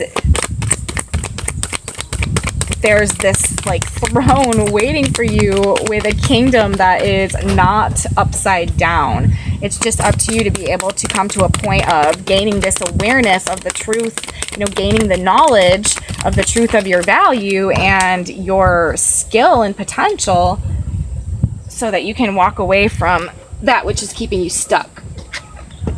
Let's see what animal card we got. We got the humpback whale.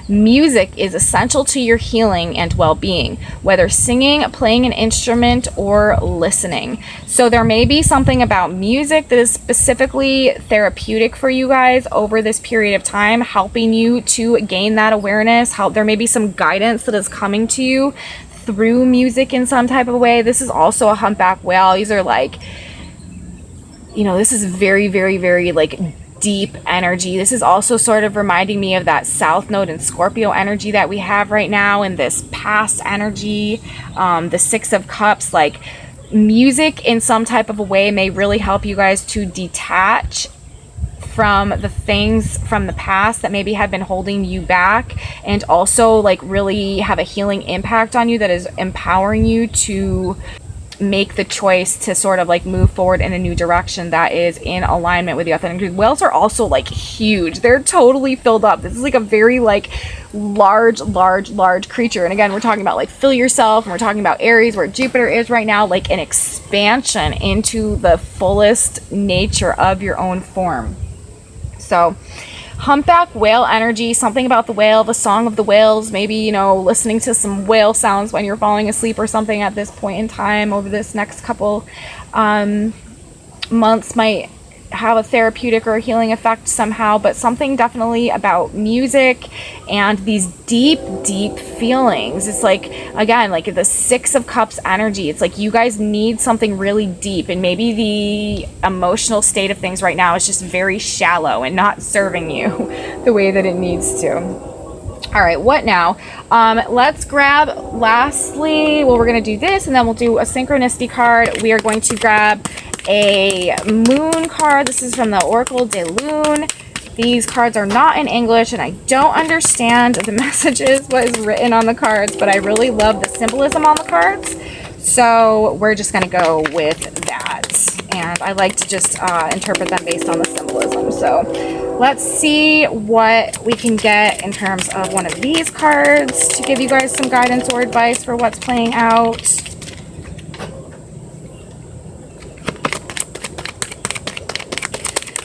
Where is the right card? There it is. Look, you guys, this looks like the full moon. This looks like a full moon card.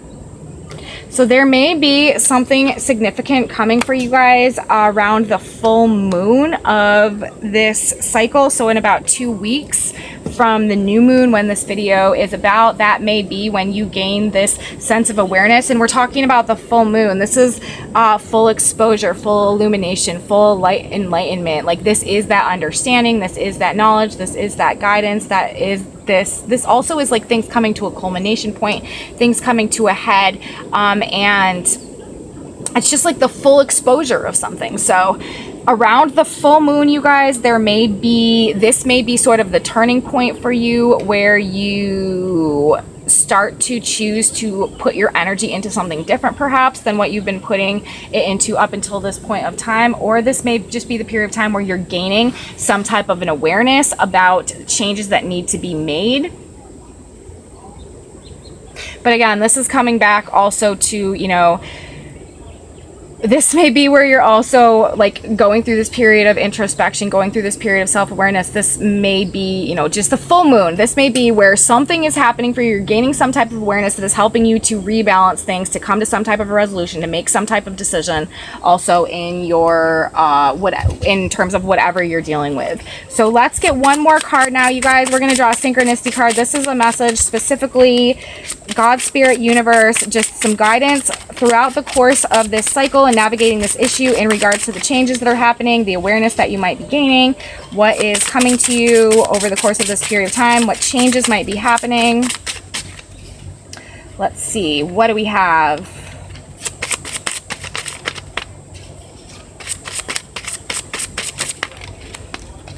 And yours says, rest, relax, believe. He feedeth among the lilies until the day breaks and the shadows flee away. Song of Solomon 2:16 through 17.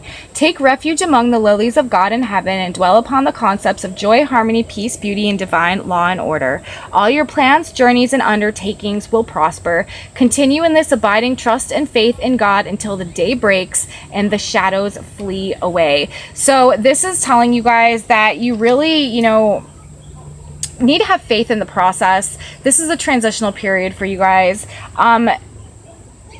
Again, like resting, relaxing, being in a more state of like this introspective energy so that the magic can come back to you, so that the truth, the knowledge, the understanding of your own self-worth and of your ability to be successful in whatever it is that you pursue can make itself known to you. It says all your plans, journeys, and undertakings will prosper. Continue in this abiding trust and faith in God until the day breaks and the shadows flee away. So you guys have nothing to fear. You may be feeling stuck at this point in time in a state of fear, or like you can't move forward because you're afraid of what might happen as a result of that. But this is really saying that, over this period of time, you're likely to gain some type of an enlightenment that is actually helping to resolve the inner conflict within you, or the conflict that is going on with your life, based on an acknowledgement of some skills or some potential or an opportunity or some resources, or just what you're generally discovering within you that is putting you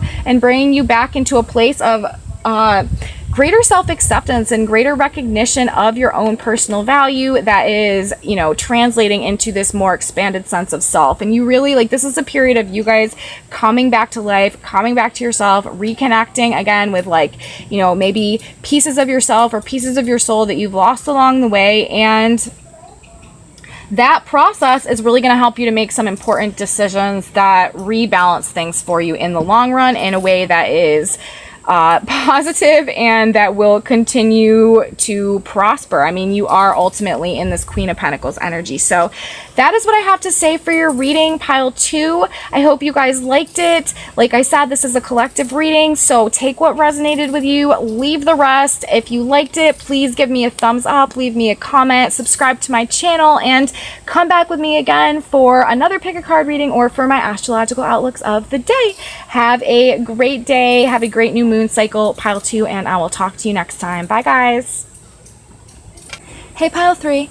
Today we are asking universe what we can expect over the course of this Virgo new moon cycle in terms of the changes that are going to be coming about throughout the course of this cycle, perhaps any conflicts that are going on to start the cycle, what awareness we may be gaining throughout the course of the cycle that leads to some type of resolution, some type of rebalancing, some type of reharmonizing, or some type of justice being restored in some type of way. That is the overall energetic theme that is coming through this month from an astrological perspective, with the new moon in the square to Mars, while Mercury's in the sign of Libra and Venus is forming the Grand Cross in fixed signs.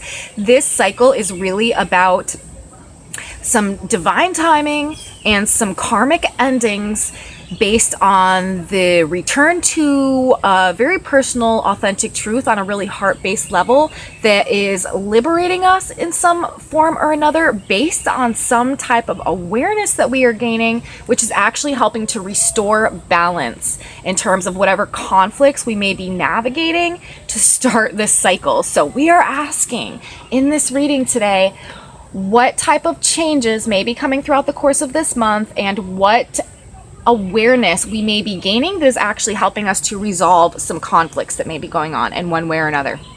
And pile number 3, you guys, we are starting our first card that we are starting with a crystal message, a crystal archetype, to sort of lay the foundation for the reading, get a general sense of the energy that you're bringing in, and also where this is leading, and the energy that is sort of encapsulated in the overall answer to the question that we're asking. And you guys are my obsidian pile. This is a very different energy from the first 2 piles.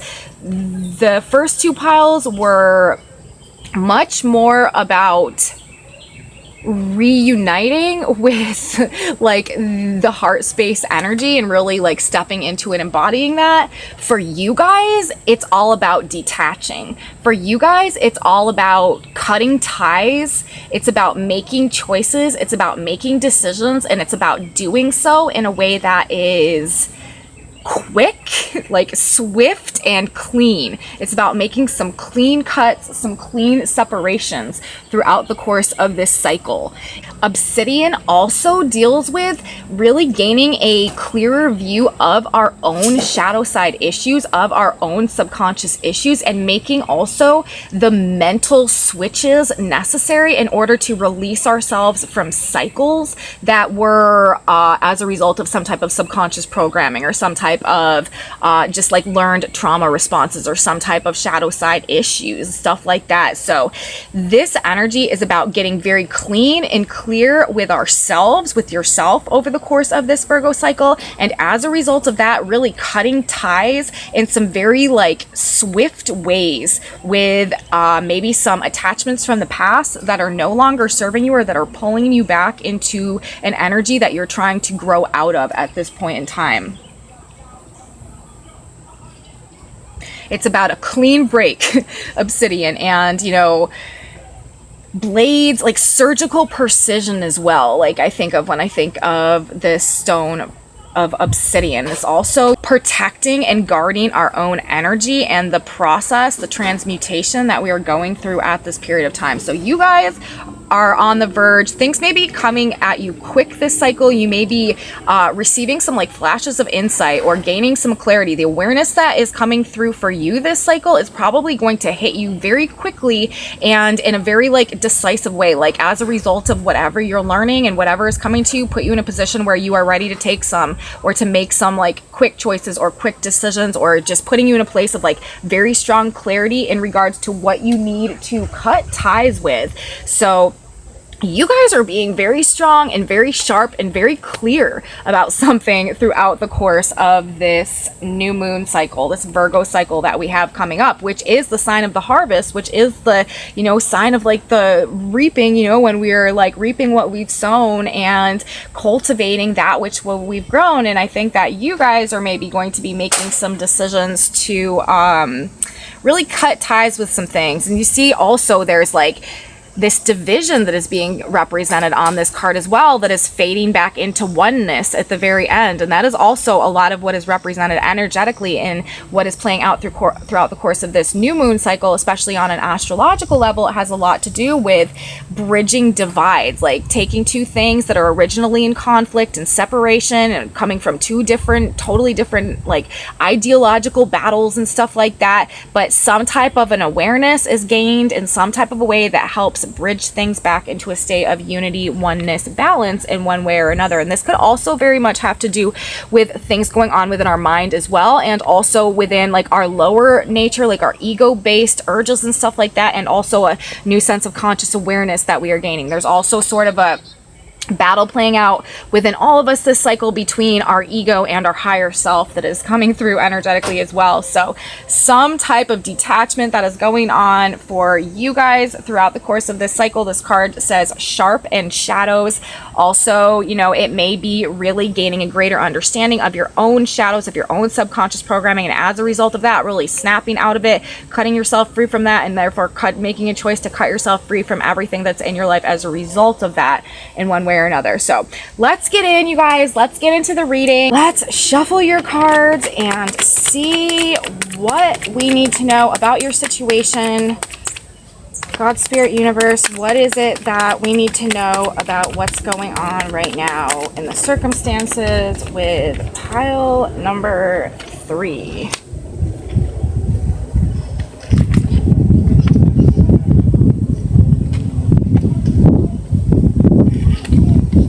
Whoa. Just got a little windy. All right, let's get some more cards.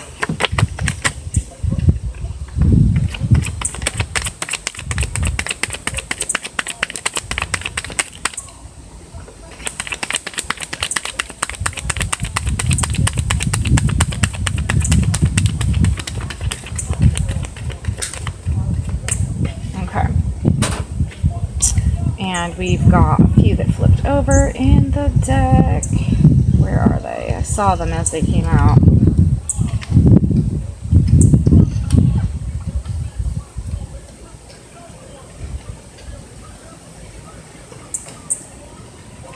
All right, and the Knight of Cups on the back of the deck.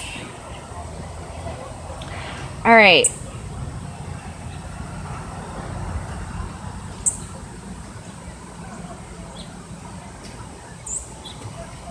You guys got 8 cards as well. I think every pile got 8 cards randomly coming out. And 8 is associated with change, transformation.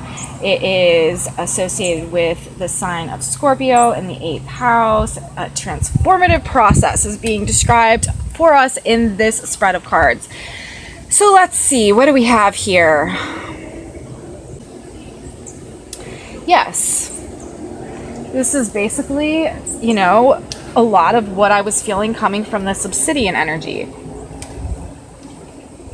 What is changing for you guys? Well, according to these cards,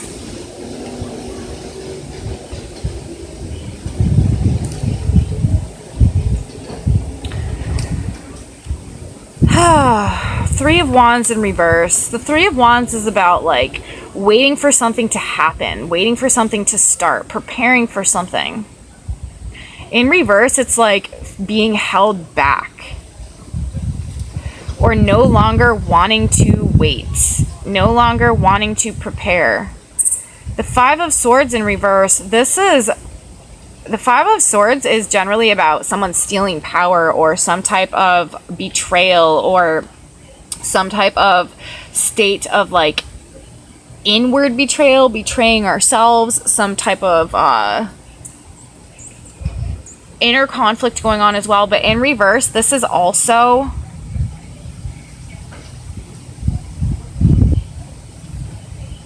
discovering some type of betrayal. This is a internal understanding that something unfair has been going on, that something unjust has been going on, that something's been going on, that someone has been working against us in some type of a way.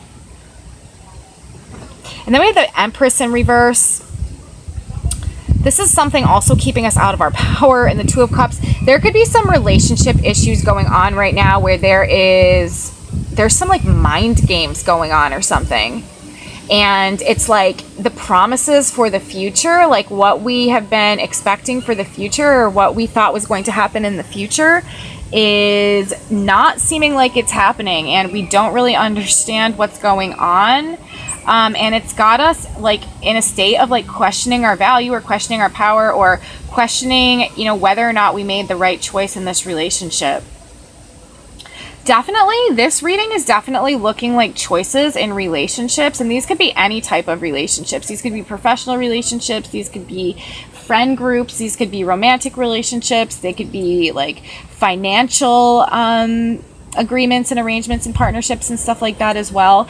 But this, in the second half of the energy, we have the Nine of Pentacles. This is talking about, this is the card of the self-made woman. This is like somebody who has like built them. This is first of all, this is a card of being single, but it's also about like being very independent and having the ability to provide and create for yourself, like not needing to rely on anybody else, and really like recognizing and like standing in the abundance of your own personal creations. Nine of Pentacles. And then the Lovers, this, you know, could be referencing an actual relationship, but it also could be referencing, Lovers also has to do with decisions. And we are in a period of time right now that is really about making some important decisions. And with you guys, it's, you know, decisions in regards to what we are going to be slicing ourselves free from or not. And then we have the Devil and the Page of Swords. And to me, this is energy, like the Page of Swords and the Devil, like this is like like he's got no qualms whatsoever about slicing, just swinging that sword and slicing through those chains that are like holding those people in some type of bondage. This is also to me that South Node and Scorpio energy and this detachment energy. Like to me, this Obsidian card and this Devil card next to the Page of Swords are really saying the same thing. Like, this is a period of like, it's like not it, and it's a page energy, so it's like impulsive. It's like we're not even really like thinking it through that much. It's just like we are spontaneously, like impulsively coming to a realization or an understanding that we need to free ourselves from something, or we need to make some type of choice, or we need to make some type of decision, and we are just snip or slicing through it with the sword. But it's interesting because on the back of the deck we have the Knight of Cups, and the Knight of Cups, this is about receiving some type of offer. This is about, I mean, it could be some type of love offer, some type of new offer for love or friendship or connection, or it also could be like a recognition of, you know, or it could be like a tapping of our own emotional energy in like a creative way or something that is carrying us forward. But this is a messenger energy. It's a knight. It's about something like some type of offer, some type of message coming to us of compassion or love, or something that is like lifting our spirits or filling our cup in some type of a way. So, and then, you know, so it's interesting because over here we have the Two of Cups in reverse. It's like whatever relationship or partnership dynamic we're in right now, it's like leaving us empty. It's leaving us unfulfilled. But, you know, after we go through this process of detachment and cutting ourselves free from something, it's like there is a new offer that is coming through to fill that void, to fill that space, to fill this back up. But it also has a lot to do with being able to stand on our own 2 feet. Like that is sort of like, you know, one of the central themes that's going on in this reading. It's interesting because we have the self-made woman, the Nine of Pentacles, directly in between the Two of Cups in reverse and the Lovers. These are both like soulmates, divine union, like soul purpose fulfillment, like type of cards. But we have the Nine of Pentacles in between. It's like in order to bridge from the distorted version of that divine union energy into the upright version of that divine union energy, it takes a process of coming into our own strength, coming into our own power. And maybe that's another thing that we're realizing and that's changing over the course of this cycle, is we're maybe becoming less dependent on relationships to give us our sense of like validation, and like validation in terms of our value and our worth and our ability and stuff. Maybe what we're realizing this month is that we're recognizing that within ourselves, and we are becoming more independent and sort of cutting ourselves away and cutting ourselves free from where we used to sort of surrender our power, this devil energy, give our power away in order to receive some type of validation so that we could feel strong or feel positive or feel beautiful or feel good about ourselves. Like maybe we're gaining some type of an awareness that is helping us to recognize that we actually have that, and we no longer need to submit or to attach ourselves to these situations that are essentially like holding us back from being able to receive that which really does truly fill us up on the soul level. Because whatever is coming, like it's clear, you know, in this situation, in this spread, the way these cards are playing out, this energy, like whatever situation that we're in right now, like not only is it holding us back, like it's like we can't, like our ship is not coming in, like we can't move forward, and you know, it's keeping us like a bit fragmented in our mental space, but it's also keeping us from seeing the truth of our value, the truth of our potential, and helping us to be like a self-propelling, a self-generating force of creation. It's like we're not, like it's like we're attached to situations that are not truly in alignment with us, and therefore are leaving us empty and detaching us from the truth of, you know, our potential. And that is what this month, a lot of times, this Nine of Pentacles also reminds me a lot of Virgo energy, just the way that the card looks and stuff. It's like it's necessary, and the clarity that we're probably coming to, which is changing things throughout the course of the cycle and helping us to make those splits, to make those decisions, to make those attachments, is the understanding that we actually can do it on our own. So that being said, let's get some clarifying energy to talk about all of this. First of all, what do we want to know? Let's see. Tell us about this Three of Wands in reverse. What do we have? What do we need to know about the Three of Wands in reverse?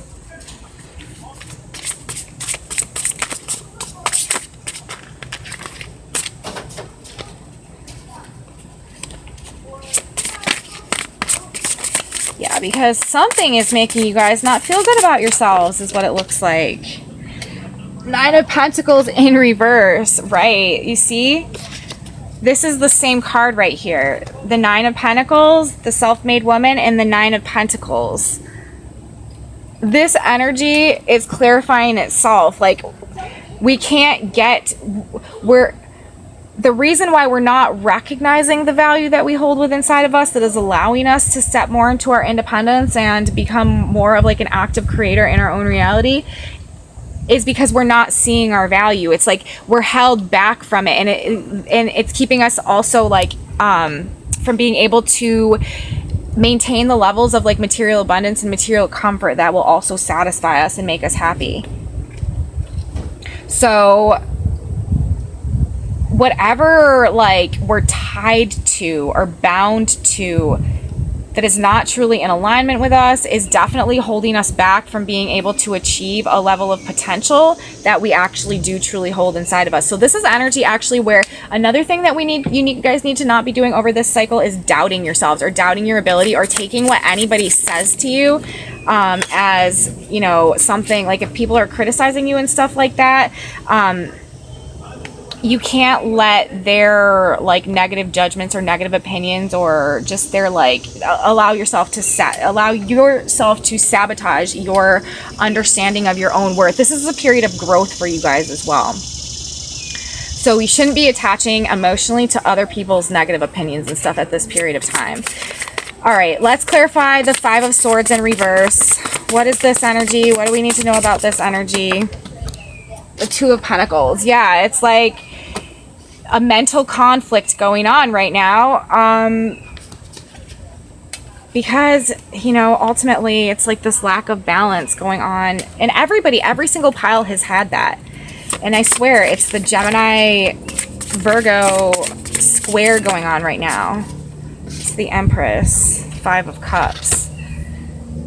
Yeah, you guys, don't feel guilty for like feeling good about yourself also. Like, don't let anybody make you feel bad for knowing that you're a queen, knowing that you're an empress, knowing that you have the total opportunity and ability to make it on your own if you need to, based on the skills and the talents and the passions and your ability to convert those into something that can stabilize your life. Like with the Nine of Pentacles here, especially coming out twice, and the Three of Wands in reverse. The Three of Wands, this is about like the new journey that we're about to take. Like this is about like what we're about to set off on, like the creative pursuit that we're about to set off on. And that in reverse, it's like, yeah, something is holding you back from that, but it's being clarified by the Nine of Pentacles, comfort. Like you're, you know, what's next for you is this journey towards comfort and towards like self-actualization and stuff like that.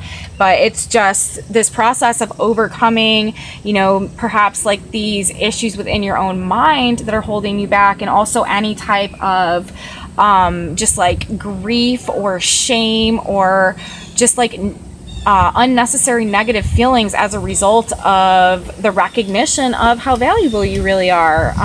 But definitely a sense of cutting ourselves free from something. Let's clarify the Two of Cups in reverse. Eight of Wands. Nine of Pentacles.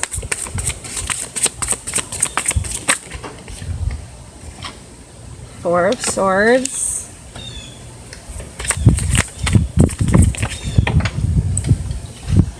The Lovers.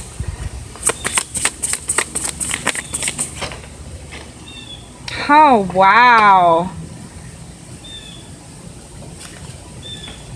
Okay. The Devil. We got the Devil coming out twice. Is this about some type of toxic relationship, you guys? Crossroads. There could be some addictions that are up in this pile, or some type of really toxic relationship attachments, or like financial enmeshments and stuff like that. Wow, whatever it is, you guys, though, this is the time, this is the cycle to at least make the choice to, and then look at Ten of Pentacles coming out to clarify the end. Seven of Swords.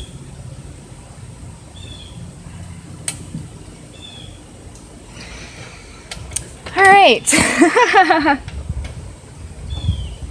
Well, you guys,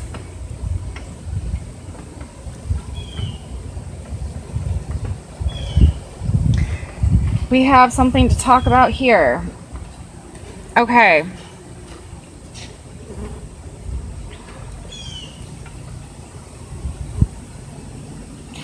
So,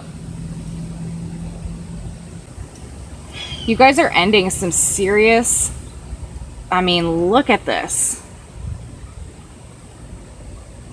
You guys are winning either like some type of spiritual battle or overcoming some type of massive victory over like something like your lower self or your ego or something going on within you, or finally coming to a point where you can break an addiction or where you can end some type of like toxic relationship dynamic that has been really keeping you stuck and really keeping you out of your potential. You guys, this is okay. You guys, when like as soon as I started saying that, a huge gust of wind came through and like blew everything, and I had to rearrange the whole table. So there is some type of major, like, I don't know if you guys have a lot of fixed energy or if you're just really being activated by the nodal conjunction with Uranus right now, but that is sort of what this energy feels like. Some type of like divine intervention or like rapid just like communication or information or enlightenment or clarity or awareness that is hitting you perhaps like out of nowhere, that is very like sharp and to the point and clear and concise, and is making it very clear to you what you need to separate yourself from, because there is a major theme wrapped up in here. I mean, we have the Lovers followed by the Devil, and then the Lovers also being clarified by the Devil. And this Devil, it says on the card obsession, but the Devil, it also rules like our toxic attachments and our subconscious programming, and where we surrender our power out of any lack of recognition of the truth of our value internally.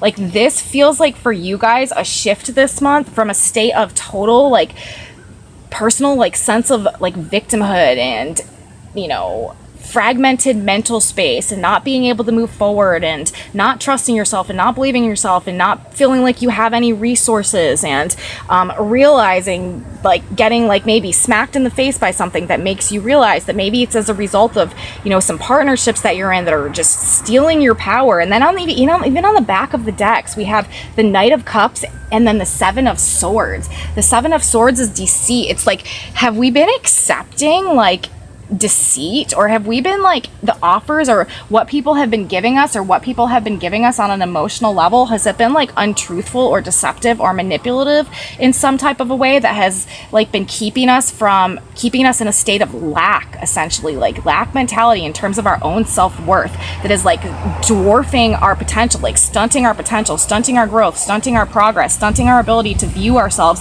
as independent. See, that is what this, like, it's like this Eight of Wands. Whatever communication or understanding is coming in, or is hitting us, whatever clarity is hitting us, whatever awareness is hitting us, it has to do with where things are out of balance in terms of what we are giving and receiving in the context of love relationships, and where that is leaving us like empty inside in terms of, again, like our own value, our own self-worth, and therefore our own ability to create and to attract and to manifest and be into our power and to, you know, be independent and in recognition of the value, the resources, the potential that we hold inside of us. But we have the Nine of Pentacles right here being clarified by the Four of Swords. In this deck, it says recuperation. So it's like, whatever we are cutting ourselves free from, whatever we are detaching ourselves from, is a process and a period. It creates a period of healing and recuperation for us, which restores our sense of self-worth, which restores our sense of internal value, which restores the faith that we have in our ability to cultivate our own inner resources. And actually, you know, it's interesting, at the very end, we have the Page of Swords here next to the Devil. That means just like taking a risk and slicing through it. But it ends at the Ten of Pentacles, which is that wealth, which is that abundance, which follows the Nine of Pentacles, which is what we're being held back from at this point in time. And also with this mental conflict, or this fragmented mental space, or this inability to like feel mentally empowered, is creating this mental conflict going on within us as well, in terms of like our ability to balance or juggle like our material world.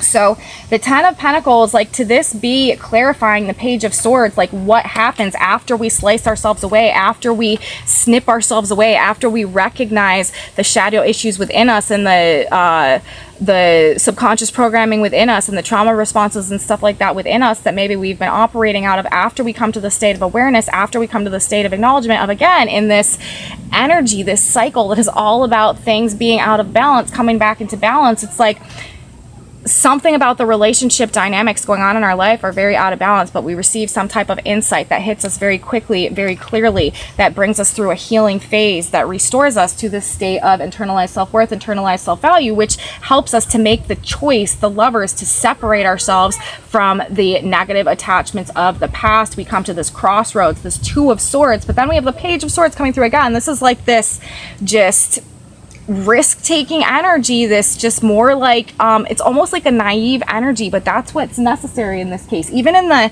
book, in the description for the Morganite card, it says, let's be clear, obsidian is not, or not Morganite, sorry, for the Obsidian card, it says, let's be clear, obsidian is not a gentle friend. Precise, yes. Masterful, always. Quicker than a cheetah taking down a gazelle, absolutely. But gentle, no. And it's just like this impulsive energy to slice through, to get something done. Obsidian tells you there's no mercy in taking things slow, and that in and of itself is sometimes a relief. When you need the kind of honesty that lets you see your shadows clearly, when you are truly ready to make a final and clean break, when you want the letting go to be fast, call on obsidian. If obsidian is appearing, there is something or someone you need to cut loose. And that is the specific like definition of this obsidian card that you guys got. And it's leading though to the Ten of Pentacles, you guys, which is where the Nine of Pentacles, the self-made woman, sits on her throne in her happy house and her happy family. I'm holding these cards down so they don't blow away. We just got another wind gust coming through. You know, I love doing these readings outside because it's so beautiful, but there are so many changes that can happen over the course of one reading. Gosh, it can start so nice, and then who knows what can be going on by the end. We have some wind blowing through right now. But okay, let's get some additional guidance. What else do we need to know about the changes happening for you guys? What are we separating from? I mean, we've got a pretty clear thing with the Devil coming out twice next to the Two of Swords and the Lovers. Like, you may have been stuck in this situation for a long time, you guys, but there is just this impulsive energy coming through that's hitting you really quickly. Oh my goodness. 3 for 3. Look at this. We've got the Two of Swords. Actually, it came out in reverse. Again, we've got Two of Swords again, and then we've got the Hermit energy. You guys, it's so funny. This is my third reading for this new moon cycle in Virgo. We're talking about the Virgo energy. The Hermit card is associated with Virgo energy, and it has come out in all of the piles. And so there is definitely a need to be more introspective, analytical, like be like, you know, more just like withdrawn and really doing some soul searching over the course of this Virgo cycle. And again, look at, we had, whether it's, you know, whether we put it upright or whether we put it in reverse, like, it doesn't really matter, because this is talking about, like, during this period of time, like, we've got this decision to make. Like, we've got to release ourselves from this place of being stuck and being in a state of like disempowerment. And it's coming again through this internalized process of self-reflection and coming to some state of personal illumination, personal enlightenment. Let's get another card to describe what we need to know right now. There, we've got two of them shooting out. Let's see.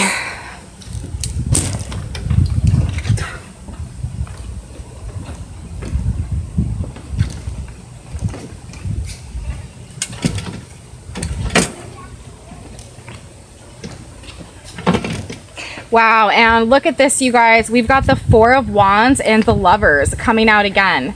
Well, it's called the Best Friends in this deck, but again, like, this is, you know, all the piles, like, it's going to the same place. And it's so interesting because that was the overall astrology theme this month too. It's like some type of conflict resolution that is coming through, some type of an awareness that we are gaining that is bringing things back to a state of peace and balance and resolution.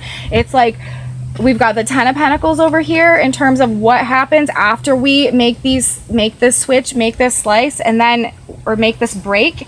And then over here, like after this place of introspection, we've got the Four of Wands, and we've got the Best Friends and the Lovers. Like things are like, whatever divide, whatever fear, whatever we were detaching ourselves from, or whatever we need to detach ourselves from, it's like we go through this period of introspection, we go through this period of gaining enlightenment, and after that, it's like, for some reason, like things are more balanced, things are healed, things are stable, and it's like making this break is actually going to, in the end up giving you what you really want. And then on the back of the deck, we've got the Three of Coins.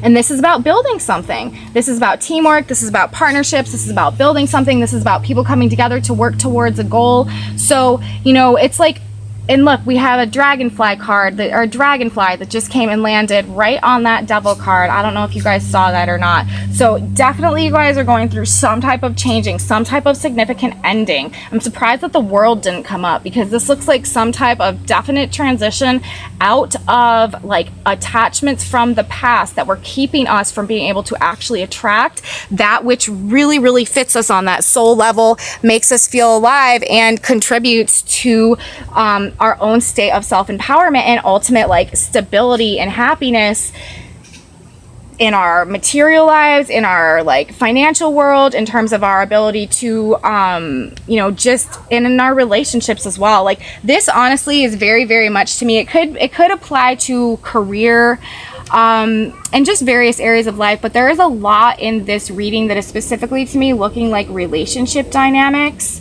and being attached to and you know, relationships doesn't even have to be relationship with people. Again, this could be talking about addictions, or like relationships to things, or to mindsets even as well.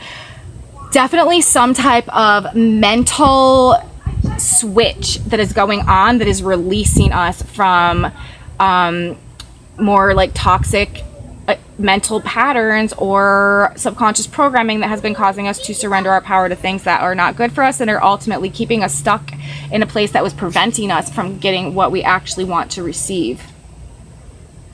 And there is definitely, like, this is talking about like something to know, something to keep in mind. Like after we make this split, like there is going to be help, like there are going to be, and then we have the Six of Swords under that, and the King of Coins, like moving away, like making the separation, making the slice, like moving on from whatever we felt attached to or bound to. Like there's going to be help, there's going to be assistance along the way, and it's ultimately going to end, you know, Ten of Pentacles, like wealth.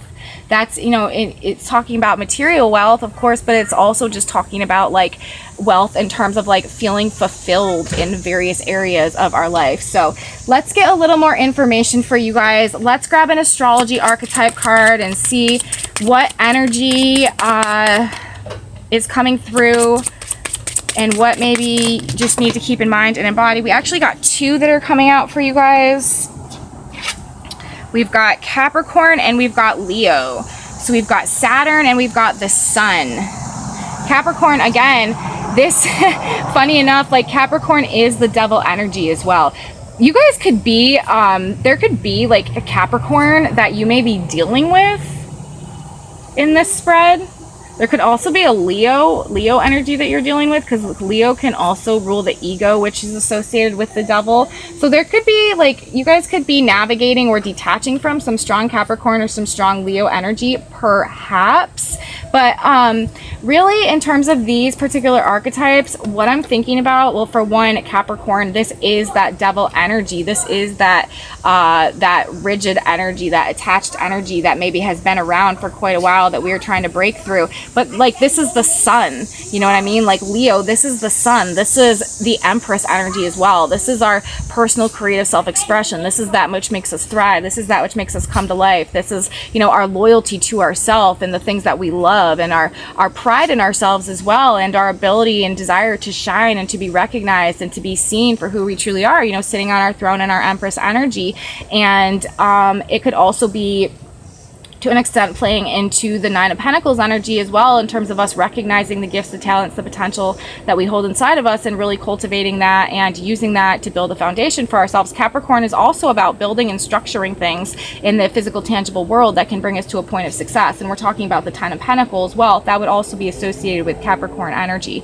And the Nine of Pentacles, that's like us creating that for ourselves. That's like us not looking to it externally anymore. That's like us discovering that we have the ability to do it ourselves, and like heading off on a journey of meeting essentially like-minded people as well, with the Three of Coins to assist us in the process of like building our own empire. But we can't do it unless we are detaching ourselves from this devil energy, from this energy that we gave our power away to, essentially out of any interpretation or, you know, fragmented thinking or lack of self-empowerment that was, you know, leading us to believe that we were less worthy and deserving than we truly are. But, you know, something coming through, something helping us to recognize that over this period of time. Capricorn, this is also talking about a need to be self-disciplined and self-motivated and work hard, Leo, in order to bring our like creative potential into physically manifested form. So this is also talking about being able to like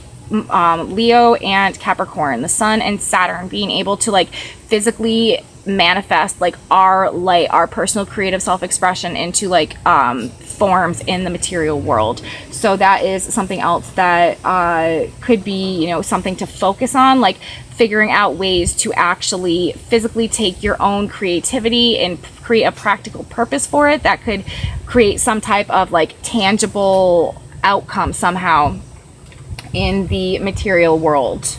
Because you guys, I mean, with the Ten of Pentacles as your outcome, that's like a really, really great card. Like you guys are going through a process right now of transitioning into something that is like self-stabilizing. So let's grab now an animal message and see if there is some animal symbolism that is beneficial to you, group 3, as this month is unfolding. Yeah, you guys are definitely going to be going through some type of major, like fast, probably reversals. This could also be as well. Chimpanzee. Use both your intuition and intellect to solve the problem or get the answers to your questions. So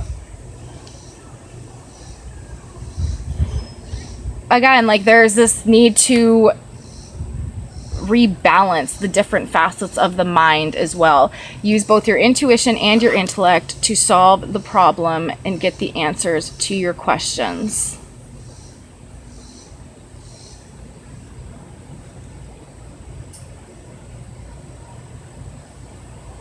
This is finding a creative approach to things as well. Again, like this is also reminding me of the Leo and the Capricorn, like your intuition, like your spirit, like what is hitting you, and like the divine inspiration that's coming through, and your intellect, like your rationality, the Capricorn energy, to solve your problem, to come up with a creative solution. To me, this chimpanzee energy is very, very much about creative solutions to problems. It's also like we have the solar plexus energy here, and then the green, like the heart chakra energy. Like this is a merging of like that solar energy, that like creative energy, that energy that like really makes us feel successful with our heart. It's like also, you know, it's got a lot of the same colorings as this Nine of Pentacle energy, this yellow and this green, which is also the colors of money and which is also colors of wealth, you guys. But there, you know, like it seems like based on this spread that you guys have a lot of potential that can be channeled through creative means to create something stable for yourselves, and you don't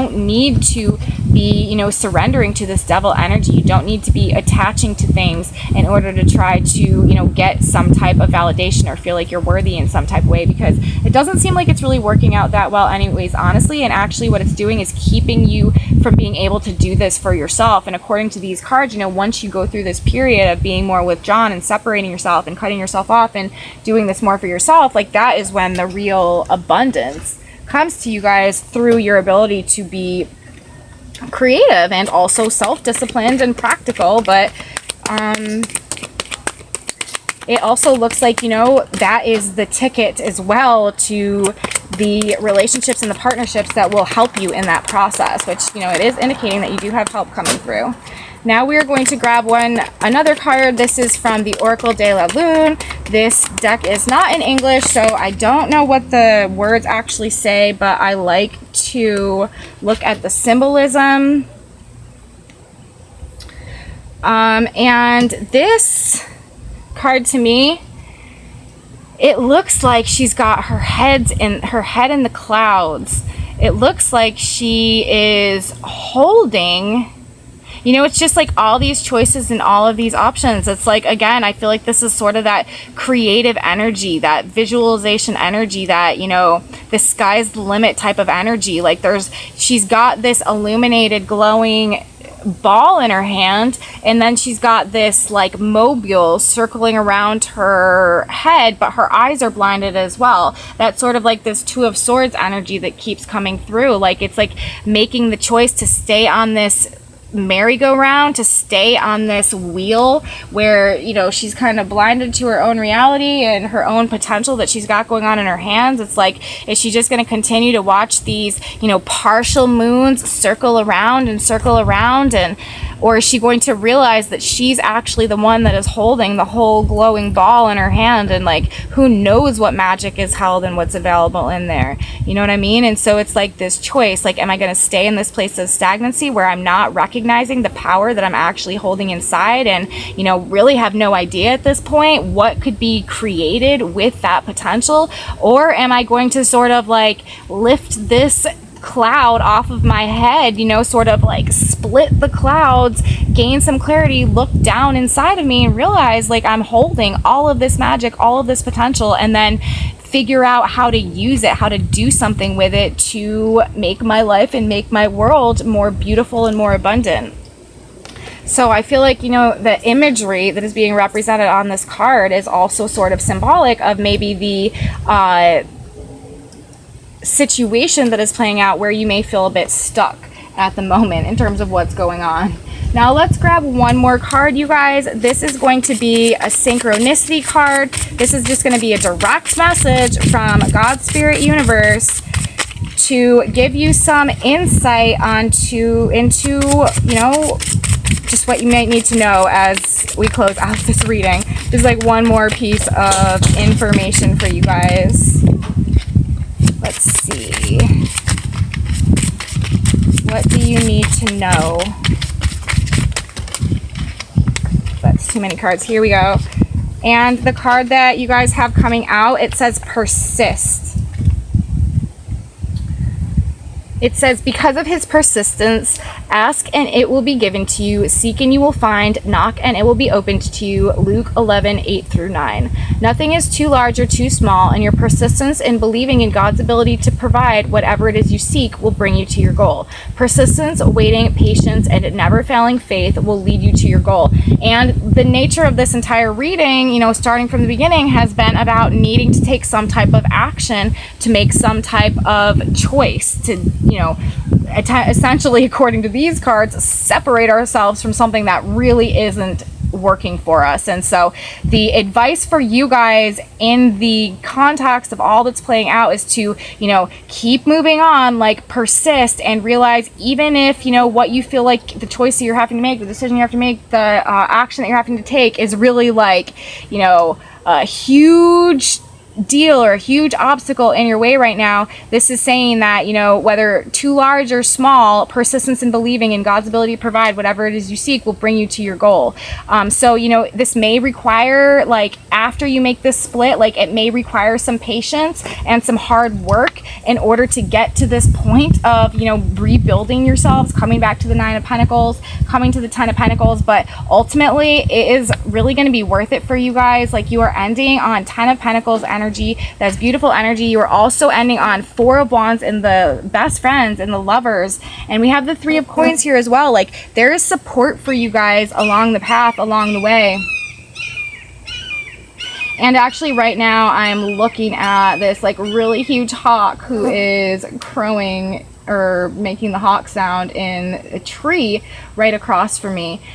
So there's spiritual guidance that is available for you guys. You're going to be gaining, in terms of the changes that are happening for you, it looks like some big changes that are separating you from things from the past that have been holding you back from being able to acknowledge and step into the truth of your potential.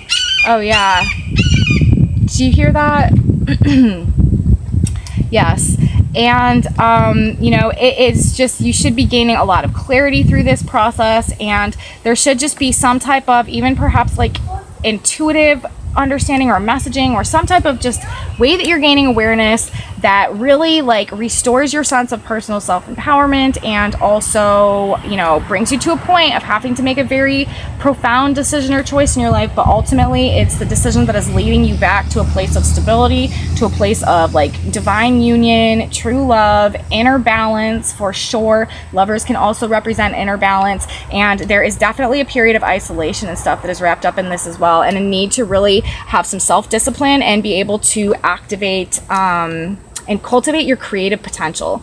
So that is what I have to say for you guys, pile 3. I hope you guys liked this reading. Remember, this is a collective reading, so take what resonated with you, leave the rest. If you guys did like this reading, please give me a thumbs up, subscribe to my channel, and come back with me next time for another pick a card or for my astrological outlooks of the day. Have a beautiful new moon, pile 3, and I will talk to you next time. Bye, guys.